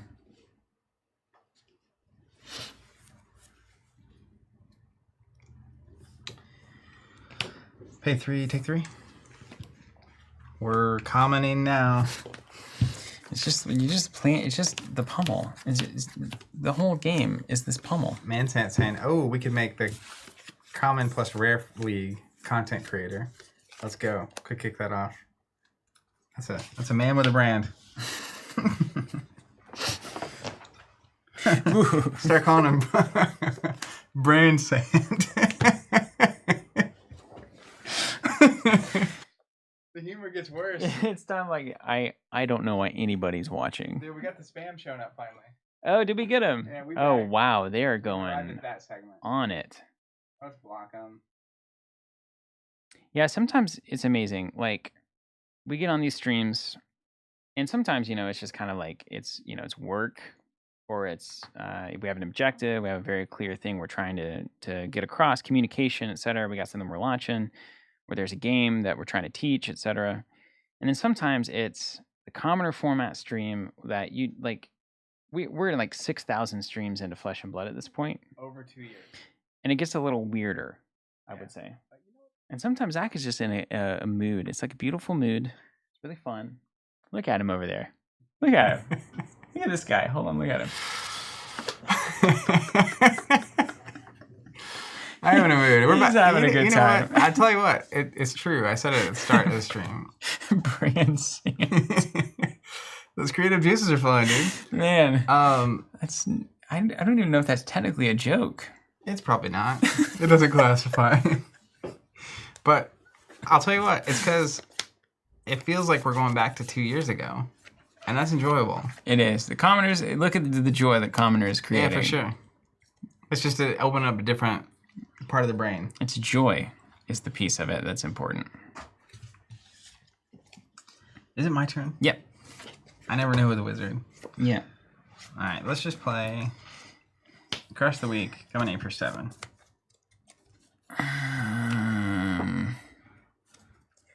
Just 7 with the two guys there. Okay. Frank asking, any thoughts on supporting Ravensburger's Lorcana TCG, or is it way too early for those type of decisions? We're way early, but we'll check it out. I love Disney as an IP. Big IP TCGs. We played a lot of those on the stream, on the throwbacks. Most of them, not very good. Some of them, like the Tomb Raider CCG, mind-numbingly good. Yeah, that's true. That game slapped. Yeah, it did slap. And the game design was about the only thing slapping in that game. Those 1997 video game graphics were something. Yeah, they were. Okay. This is crazy, man. Okay, so we block the lines. The lines, Duke. The lines. 4 with an index on top. That gets interesting. So if we pull a 1 there, but if you pummel this, it all falls apart, Zach. How do you play a game with so many unknowns? The Bravo trick is that I constantly threaten pummel. And you just have to make me do it. That must be a really strategic way to play the game. Yeah. Put the 6 pummels in, put a bunch of blues in, things that block for 3. I'm over here on some sort of ethereal abacus, and you're just, do I have the pummel or not? You did pick the Kano stack, to be fair. Whoa. Which way am I going? I'm like trying to tackle Barry Sanders. Difficult. So I'm going to play conservative because that's what got me where I am today. This is the best play. A lot of empires built on being conservative. 5.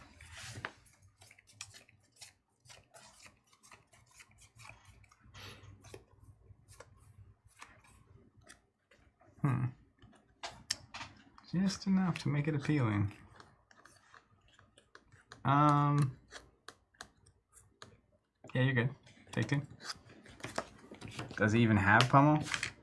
Maybe I'm not even running it. Is it all a ruse? I sideboarded those Oasis Respites in.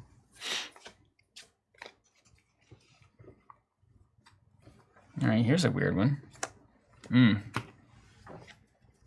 Is it time for the lens? Got to stay on tempo here. gotta stay on tempo, Zach. This could be bad, though, if the lens is bad. If it's a bad lens, it's bad. I mean, you just waste your lens, and that's not like game ending. All right, let's do it. If You convinced me. It could be game ending, right? It's good. Time for a new poll. Bevito saying 80% of the chat doesn't even know who Barry Sanders is. Without Googling it, do you know who Barry Sanders is? Poll will be up shortly, I'm sure. I saw Bryce just walk out of the room. All right, we're using the robe as our action. Okay. Dude, it's a full suite. We're using all of our equipment today. That's how you win. That bolt in, and then we're going to pitch to do 4 arcane and opt 1. Mm-hmm. Love it. Only 1 card. It's got 1 floating. See the pop. Bolton. You said bolt in.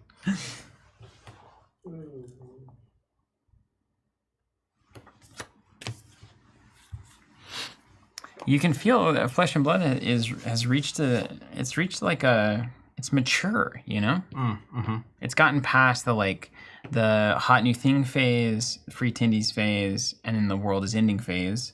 And now it's in everyone's just like kind of into it. Can you do a Fab history video? That's basically it. Charts out those segments. We've seen it happen a million times. We have never been a part of a game that comes out of the world is ending phase.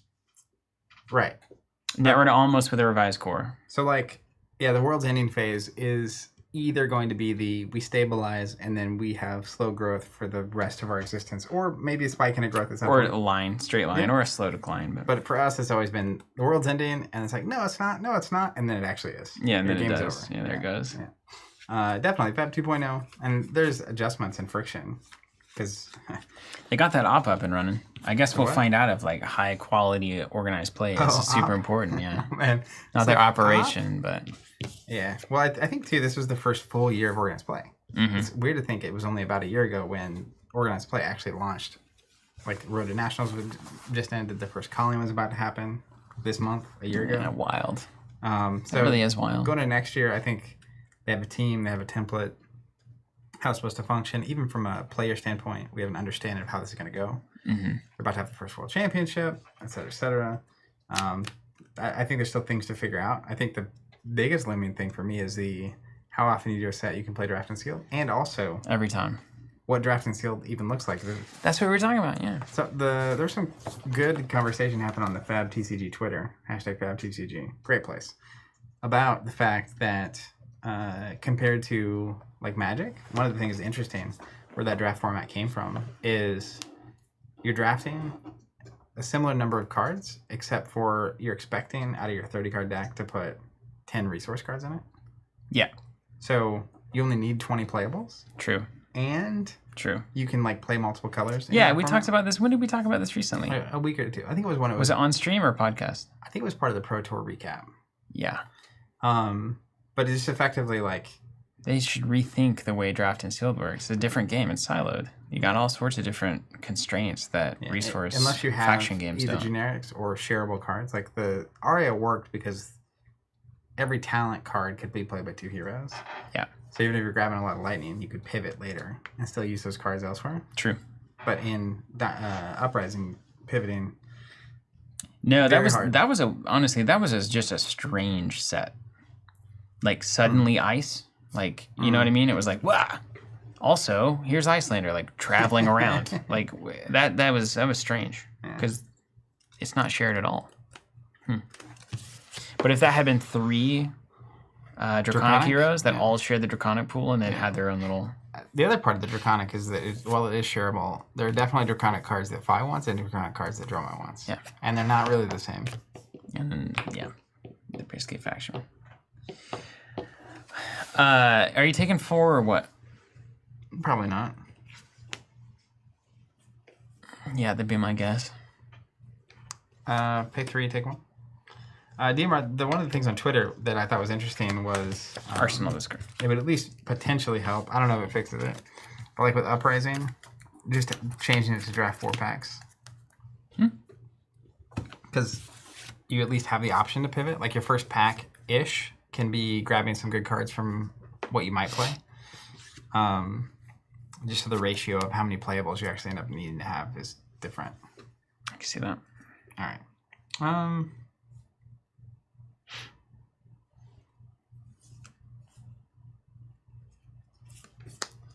Let's simply swing hammer for 4.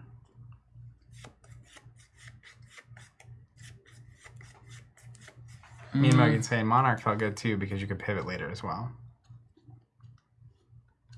Hammer for 4. Frank asking why no professionals use the fabled gems for resource generating. Is it because they can't block? Some do. So Pablo's Viscerai list had Arknight Shard in it in his top 8 list. And you see Heart of Findo showing up occasionally. But those cards are, I think, well designed given how rare they are. In that a lot of the times you don't need them for your deck to be good. So not blocking is a big penalty. Okay. Let's block that for 3. All right. Pay 2. We'll go red pummel or blue pummel. That's not red at all. Going up to 8. Glad I wasn't banking on that one. I got a fade on top of that guy. Yeah. So 7. We're gonna leave that there. That there. Take one. Yeah. That's the best. Trace saying, I drafted Monarch last week for the first time. Holy cow, what a great draft set. It was a great draft set. Yeah, it was super good. Sealed Monarch is still number 1 for me. All right, we got a 5 damage rousing Aether with the Crucible coming at you.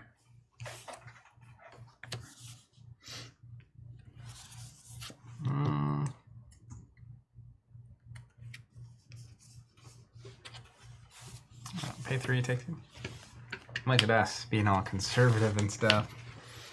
Look at me, I'm Pablo. Is that what he does? Making Blocks? disciplined plays. Did you take the damage there? On your dice? How many did you do? 2? You should have taken 2. Did you take 2? I don't know. Anyone watching have a clue? It's an easy way to win. Well, It's a game of inches, man. you don't go 7 and 7 by accident. Samuel said, I wanted to chime in and say the camera quality looks great. Maybe it always looks this way. Maybe I'm just noticing. We made changes. We made a lot of changes. Got a new switcher, and it's been a revolution. Roland makes good gear, everybody. Does anyone know? Can we get a play? I mean, we could look it up. If you look up yourself, you wanna just put a poll up? Like, I can tell you right now. Judge. It's happening. I believe in the good folks at home. What if I stream myself watching myself stream? Are we in the Bo Burnham special at that point? I think we are. Yeah. Can we react to that stream? We absolutely can, yeah. And then can we react to us reacting to the stream of you watching the stream on the stream? I think you took it. Hold on. It looks promising. Yeah, you took 2. Yeah, you did it. Great. Clean, dude. Clean. Not even thinking, just operating. Clean. Vinyl Community College. What switcher is it? It's a Roland V1 HD. It's the newest version. They got the plus version now, and it's a revolution. A lot of for buttons. us. It's not very loud like the old one. It's perfect for us. Yeah. You know what? Black Magic? E is actually Black Magic. No good. Oh. Not Black Magic. It's not good. I've tried it a million times. I've tried the capture cards. I've tried the switcher, the ATEM minis.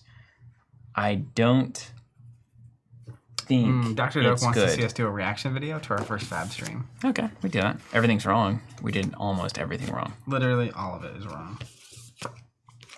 You're at 10 health, eh? 10.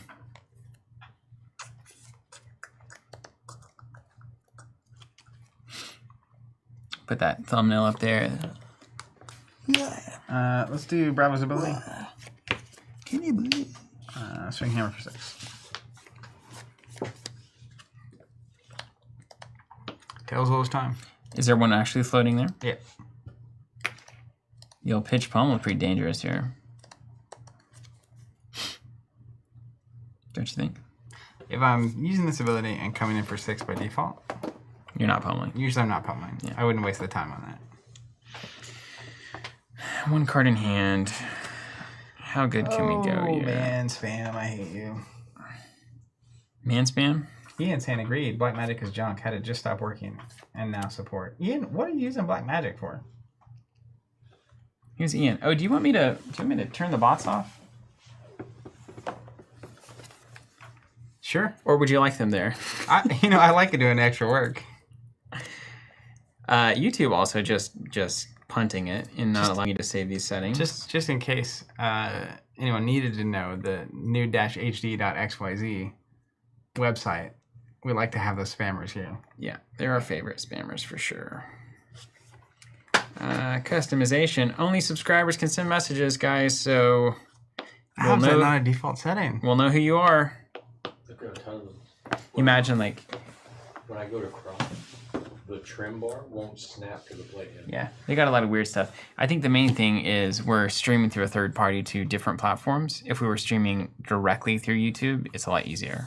But they're just accepting the feed. That does make sense that they would want you doing that. Yeah. Okay, Zach. Nice, Ian. Just a hammer for 6, man. Hammer for 6. We're going to block 3. I'll pass. Pass. Take 3. And don't forget, call me in the morning. I will, of course, be doing that. Well, that's an old reference. Yep. We haven't said that in a long time. One flood. You got anything else you want to do? No, not on your turn. No. Just checking. We change it to subscribers only, and Ian just can't talk anymore. And we're like, oh my god, we caught you. Caught you.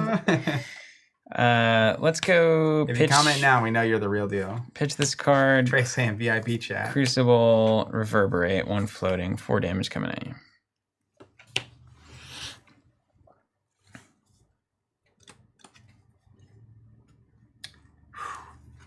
I want to be risky so bad. I'll pay 3, take 1. That's how I lost earlier. All right, we'll banish a 1 cost, and we'll play a yellow reverb for 2. Yeah. I'll take 2. 8 to 7, coming down the stretch here. I feel like we both are playing Just way better right now than we were actually on the good first couple Flesh of and games. Blood, yeah. Turns out it's that discipline. That's the key word we needed. Yeah. How is Pablo doing it? Discipline. Strictly discipline. All right, here we go. I'm going to play a yellow Zealous Belting. It's coming in for 4 damage. I've seen this before. With Go again. Yeah. There's a lot of chapters have ended like this. If you catch my meaning. I do catch your meaning. Okay, what are you up to over there? 4.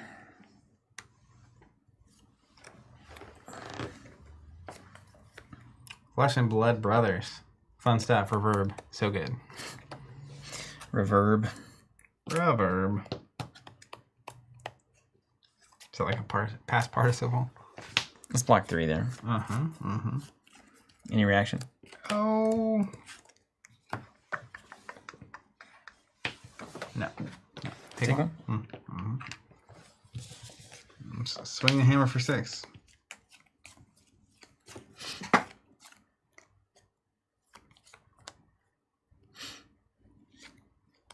I'm going to start a podcast called Perfectly Lethal. Call it Hammer for 6. Hammer for 6. Podcast of Zach's Beefy Boys.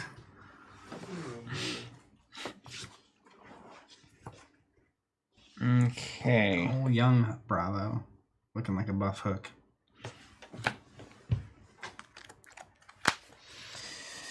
All right, what can we get into here? Oh, they printed star of the show. I know what we need. Yeah, crazy. YOLO. Why? Design team Leroy Jenkins. He just entered and exited Living Legend immediately. He lapped every hero in the game except for 2. 6, eh? Casual 6.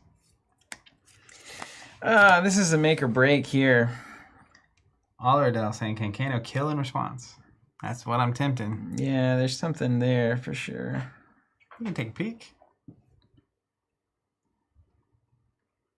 I kind of got to commit now. So, let's see. I take 6. I take 2. Let's say I go to 4. Your average attack is coming at me 7 dominate. So that kills have the gauntlet. That can bail me out. But you got Goliath. So, like, at that point, the game is over. So, you've got 8 health. Can I possibly do 8 damage? Let's just assume that I hit exactly what I need. I play this.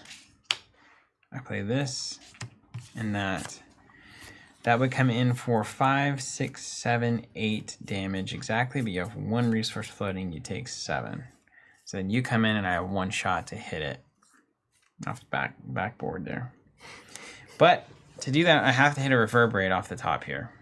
And I can look at 1 opt before I try. And I've got red and yellow reverberate in here. 1 of each? 1 of each in the discard pile. So there's 1 of each left in the deck. Probably 2 out of 30?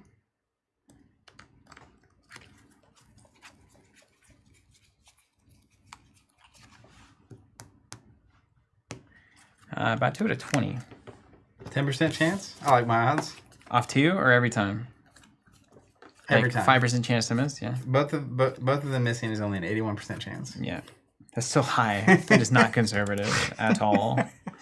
How good would it be, though? It'd be awesome. Okay, then instead, we'll play it cool, man. We'll play it cool. Just block 6 and go to the next one, eh? I think I'm going to block.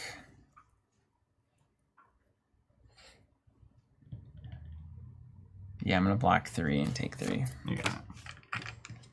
I'll pass to the old phase. Okay. And then you're going to see you're all reds. And I'm going to just go Scalding Green for 5.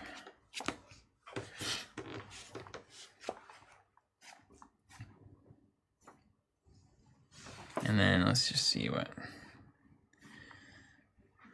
It kind of works. No, it doesn't. That was a good choice. And then the second would not have worked. It's funny playing Kano without the boots. Pay 3? Yeah. Take 2. It is different, eh? Yeah.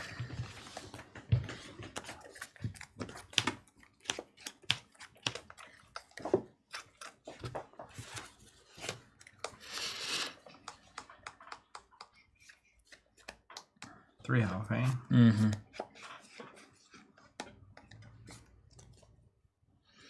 You hit the club. Next thing you know. I was not prepared. Well, this is not the position we want to find ourselves in. Okay, I like that. I don't know how you're there in the old 4-card Goliath turn, but you know, maybe it was the only blue in your hand. Perhaps.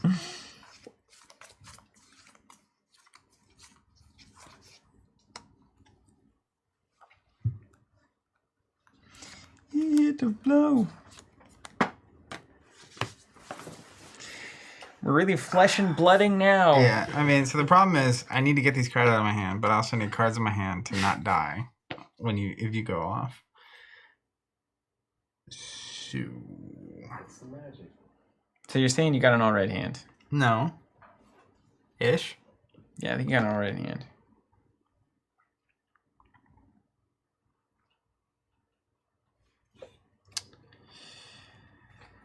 Oh, it's bad. If you pass, you know. I'm going to pay 2 for Bravo's ability. Okay. Signal time. I don't pass to you. Pass to the face. Okay, I mean, we're going to take a shot at it. So the interesting thing here is, if you take a shot and don't kill me, but also don't have enough left in your hand to block the hammer, here we are. That's why we're going to take the shot. Let's take a Lixkey here.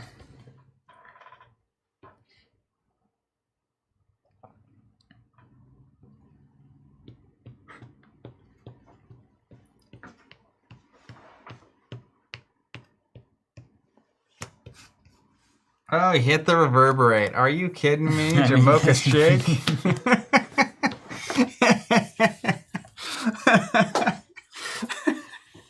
Oh my god. Oh, Jamocha shake. already. You got me in the Arby's line of thinking for the past couple months. You got me right in the Arby's. Still no roast beefs on stream yet. I'm just waiting. All right, now hold on a second. Now there's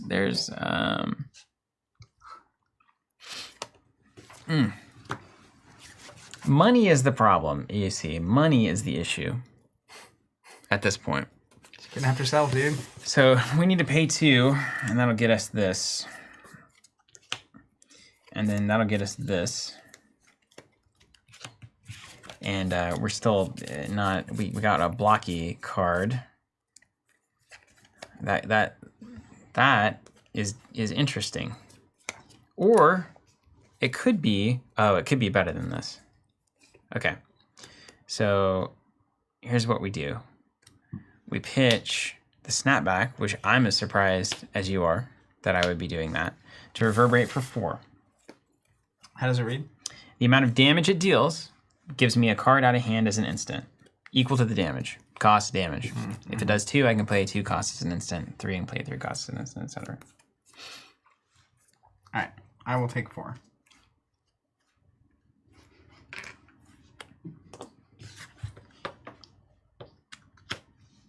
I'm basically making you prove it. All right, so I'm gonna drop the rousing from that, and I'm gonna pitch and do 4. I'll pay 2 and die. Yeah, let's go. So I figured I can only pay 2. You're gonna be able to play a 2 cost. I don't know. You have a 3 cost in your entire deck. I don't think there is one, huh? So there's no reason to reveal this yet. Yeah, if it's a blue, you know, you can stay if it's alive. blue, I cannot die. Yeah. There you have I did it, and I was doing curious blocking because I had the Fate in Arsenal too. Mm-hmm. So there's kind of a combination of like, I get low, I maybe get you to overcommit, thinking it's time. I get to play the Fate and I get to opt, which gives me the kill shot right there. And maybe insurance on not dying. Yeah, that was good. That was good old fashioned fab right there. That was good. Hey man, you know what? 2 thumbs up. I'm only playing Commoner from now on. Also, I've had this weight in Arsenal, of course.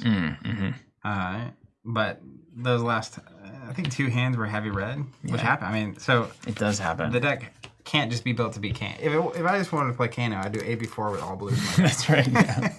And we'd all be having a great time. And I'd put like Oasis Respite in, I guess, as the red. Yeah, that's probably true.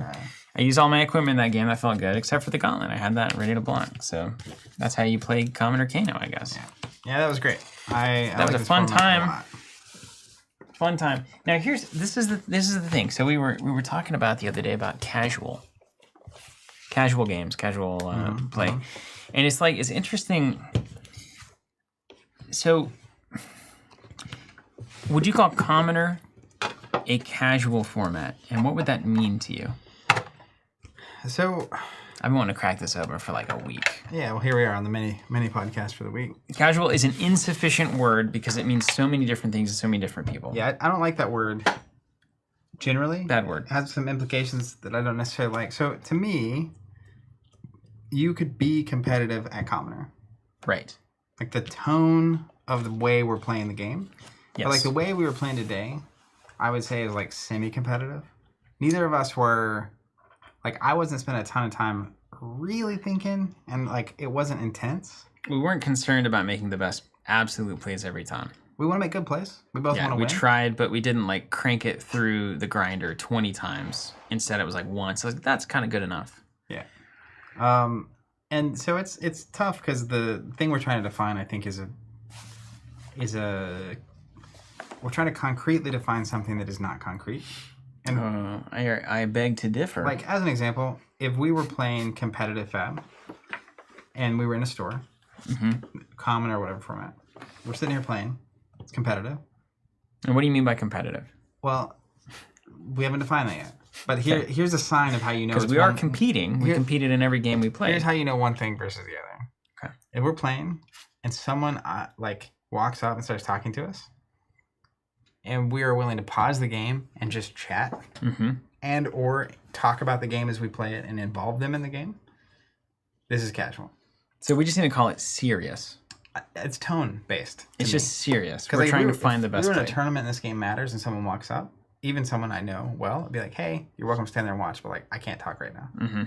Because there's this thing going on. My 7-7 record is on the line. That's right. And my pride. But I think the tone is what we care about, because you could have classic constructed decks, and I could play against some people, and it would be casual.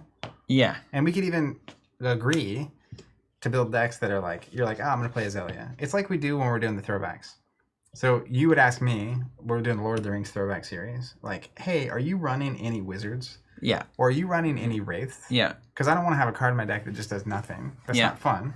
It's more collaborative. I'm willing to tell you, because we're trying to create an experience that is mutually not even enjoyable, but like, I'm not going to enjoy it if you're... You want it to be fair or like evenly balanced. It's more. We agree that the game would be more interesting if we're evenly balanced. Yeah, but in a tournament, it's like, I want to crush you. Yeah. In a serious tournament, and not in like I want to make you never want to play Fab again way. Right. But like, yeah, I want every advance. Like, you're trying to make eke the out right every sideboard choice. I want to like perform well, et cetera, et cetera. I think it's because the words are conflated. They're used to apply to all sorts of different things. So there is the tone of the game, which is, are we taking this very seriously and trying to play at our absolute pinnacle? Or are we sacrificing focus on those plays to focus instead on the social aspect of the game? Yeah, like today, we had a lot of moments where we like break the game and we're laughing. Mm-hmm.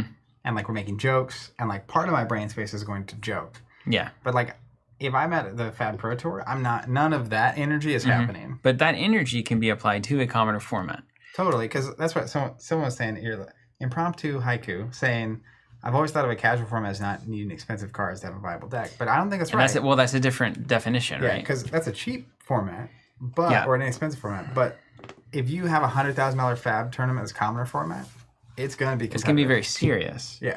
So there's tone, which is serious, social, somewhere in between, and there's probably a spectrum there. There are some games that are absolute social. It's important to say it's a spectrum too. Yeah, definitely. It's not an on-off switch. Yeah. That's what I said. They're trying to define something concretely that is not concrete. Yeah, but there's some checkpoints in there. Like you can be fully social, in which case, like remember when Robert was playing the Game of Thrones? Whatever. No, it was the other one. It was the Netrunner version one, the Android one, with the little factories and stuff. Game. And he didn't care at all about the win condition. And some people would say that if you have zero interest in the win condition, then you're not even playing a game. If you're not abiding by the kind of mutually shared agreement that we're all trying to win in some capacity, then some people will say you've even fallen off the cliff where we're not even playing anymore. It's just chaos. We're just having a social interaction with a game sitting here. And I think one step back, moving some parts around. Like the Robert example, to me, in that case, it was more the priority was to engage in the game in a way that was enjoyable to him. Sure. The secondary priority is to win. And so that can create friction, but the recognition is that even here, our priority was to have a good time.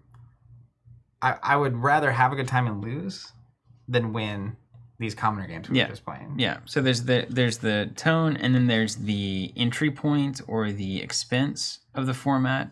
Then there's some formats where it's like they're built in such a way that you have a hard time taking them seriously or optimizing them, where you might inject a lot of randomness or you might inject a lot of like uncertainty so that you can't math out the outcome. Like formats that are more friendly to being casual or competitive.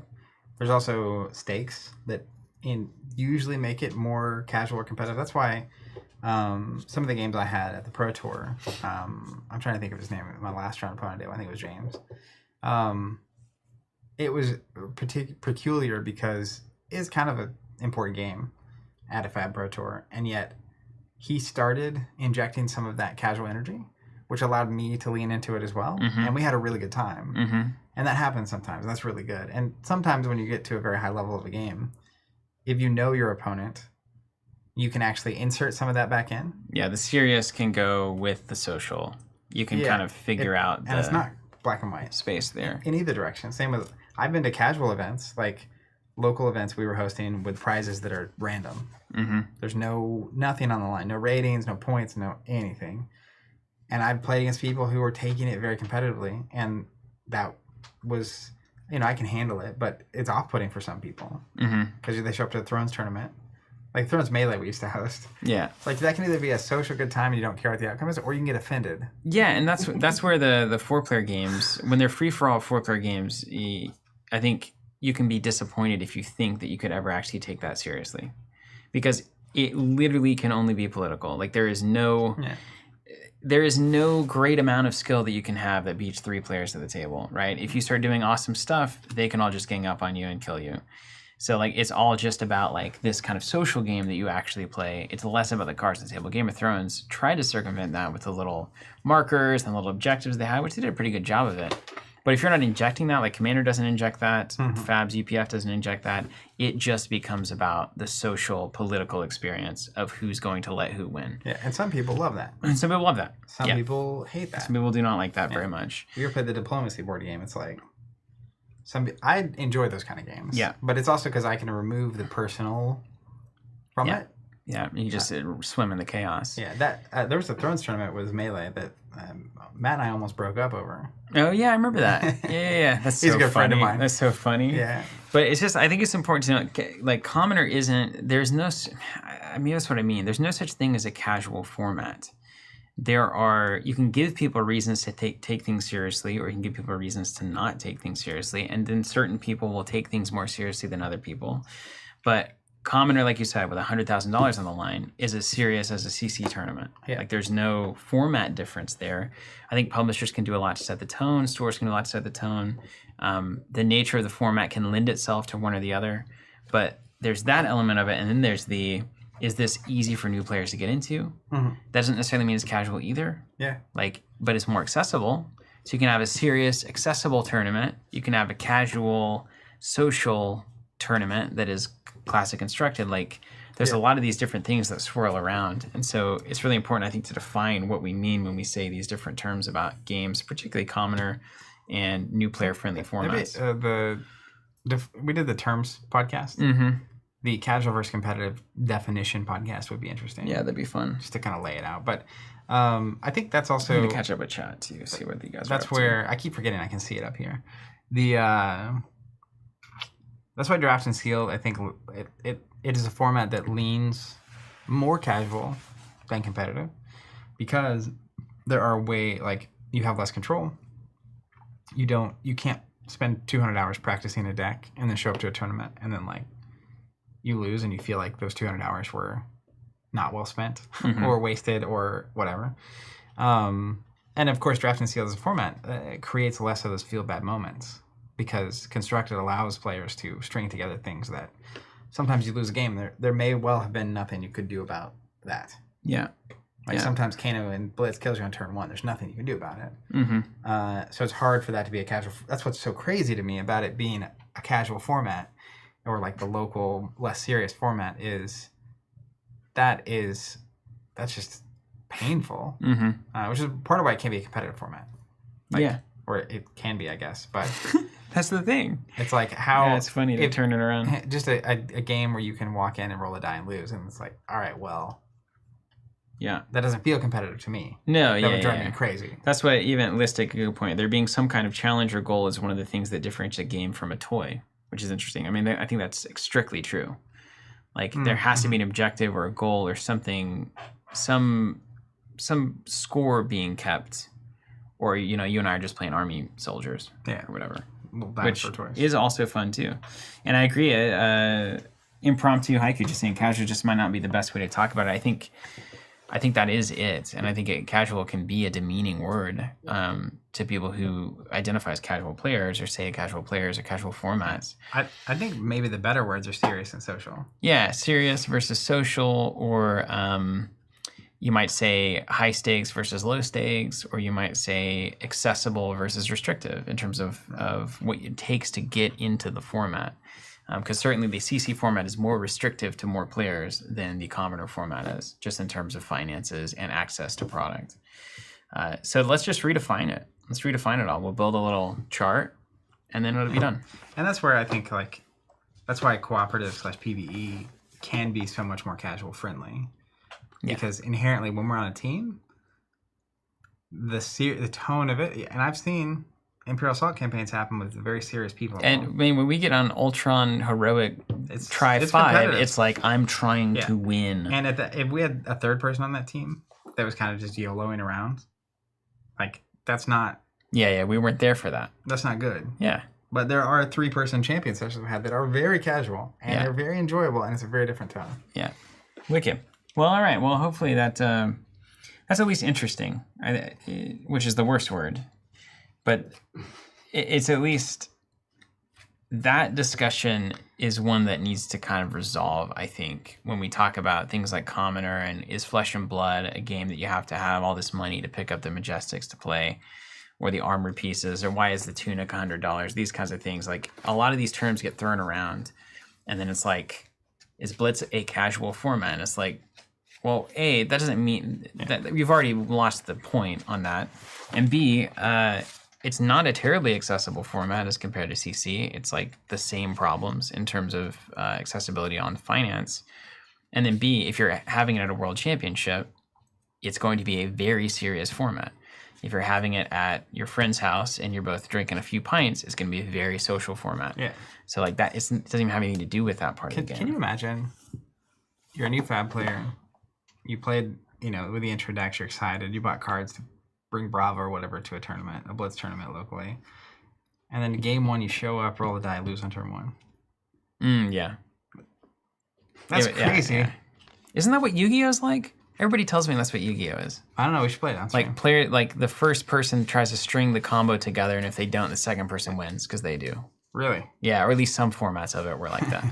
Yeah. Blue Eyes White Dragon. Let's go, dude. Let's go. All right, everybody. Hey, thank you so much for being here. We love you all. Check your Twitter DMs. Okay, that's cool. Yeah, wow, what a cool guy over here. Slide right into my DMs. You know what I mean? Zach comes in next week. He's like, I'm playing Levia. All right, everybody, stay cool out there. Pre-order that playmat if you want it. I guess now's the great time to do some marketing now that we're at our least number of viewers. Sign up for a subscription. Just deadpan right into the camera. Can you imagine cutting to my camera over here and it's just like, sign up for a subscription. And now it means the world to us. It allows us to do everything we do. It's the section of the stream where we mind control you into buying all of the things right now. For a subscription. You do get an exclusive promo with those subs. Check that out. It is the lowest advertisable price on those, so check that out. Free shipping on 3 in the United States. We'd love to have you a subscriber. We've been running the service for 1,000 years. Flesh and Blood from the very beginning, and we would love that very much. 1,000 years is a little bit of hyperbole. Take care, everybody. We'll see you next time. Play some Commoner out there.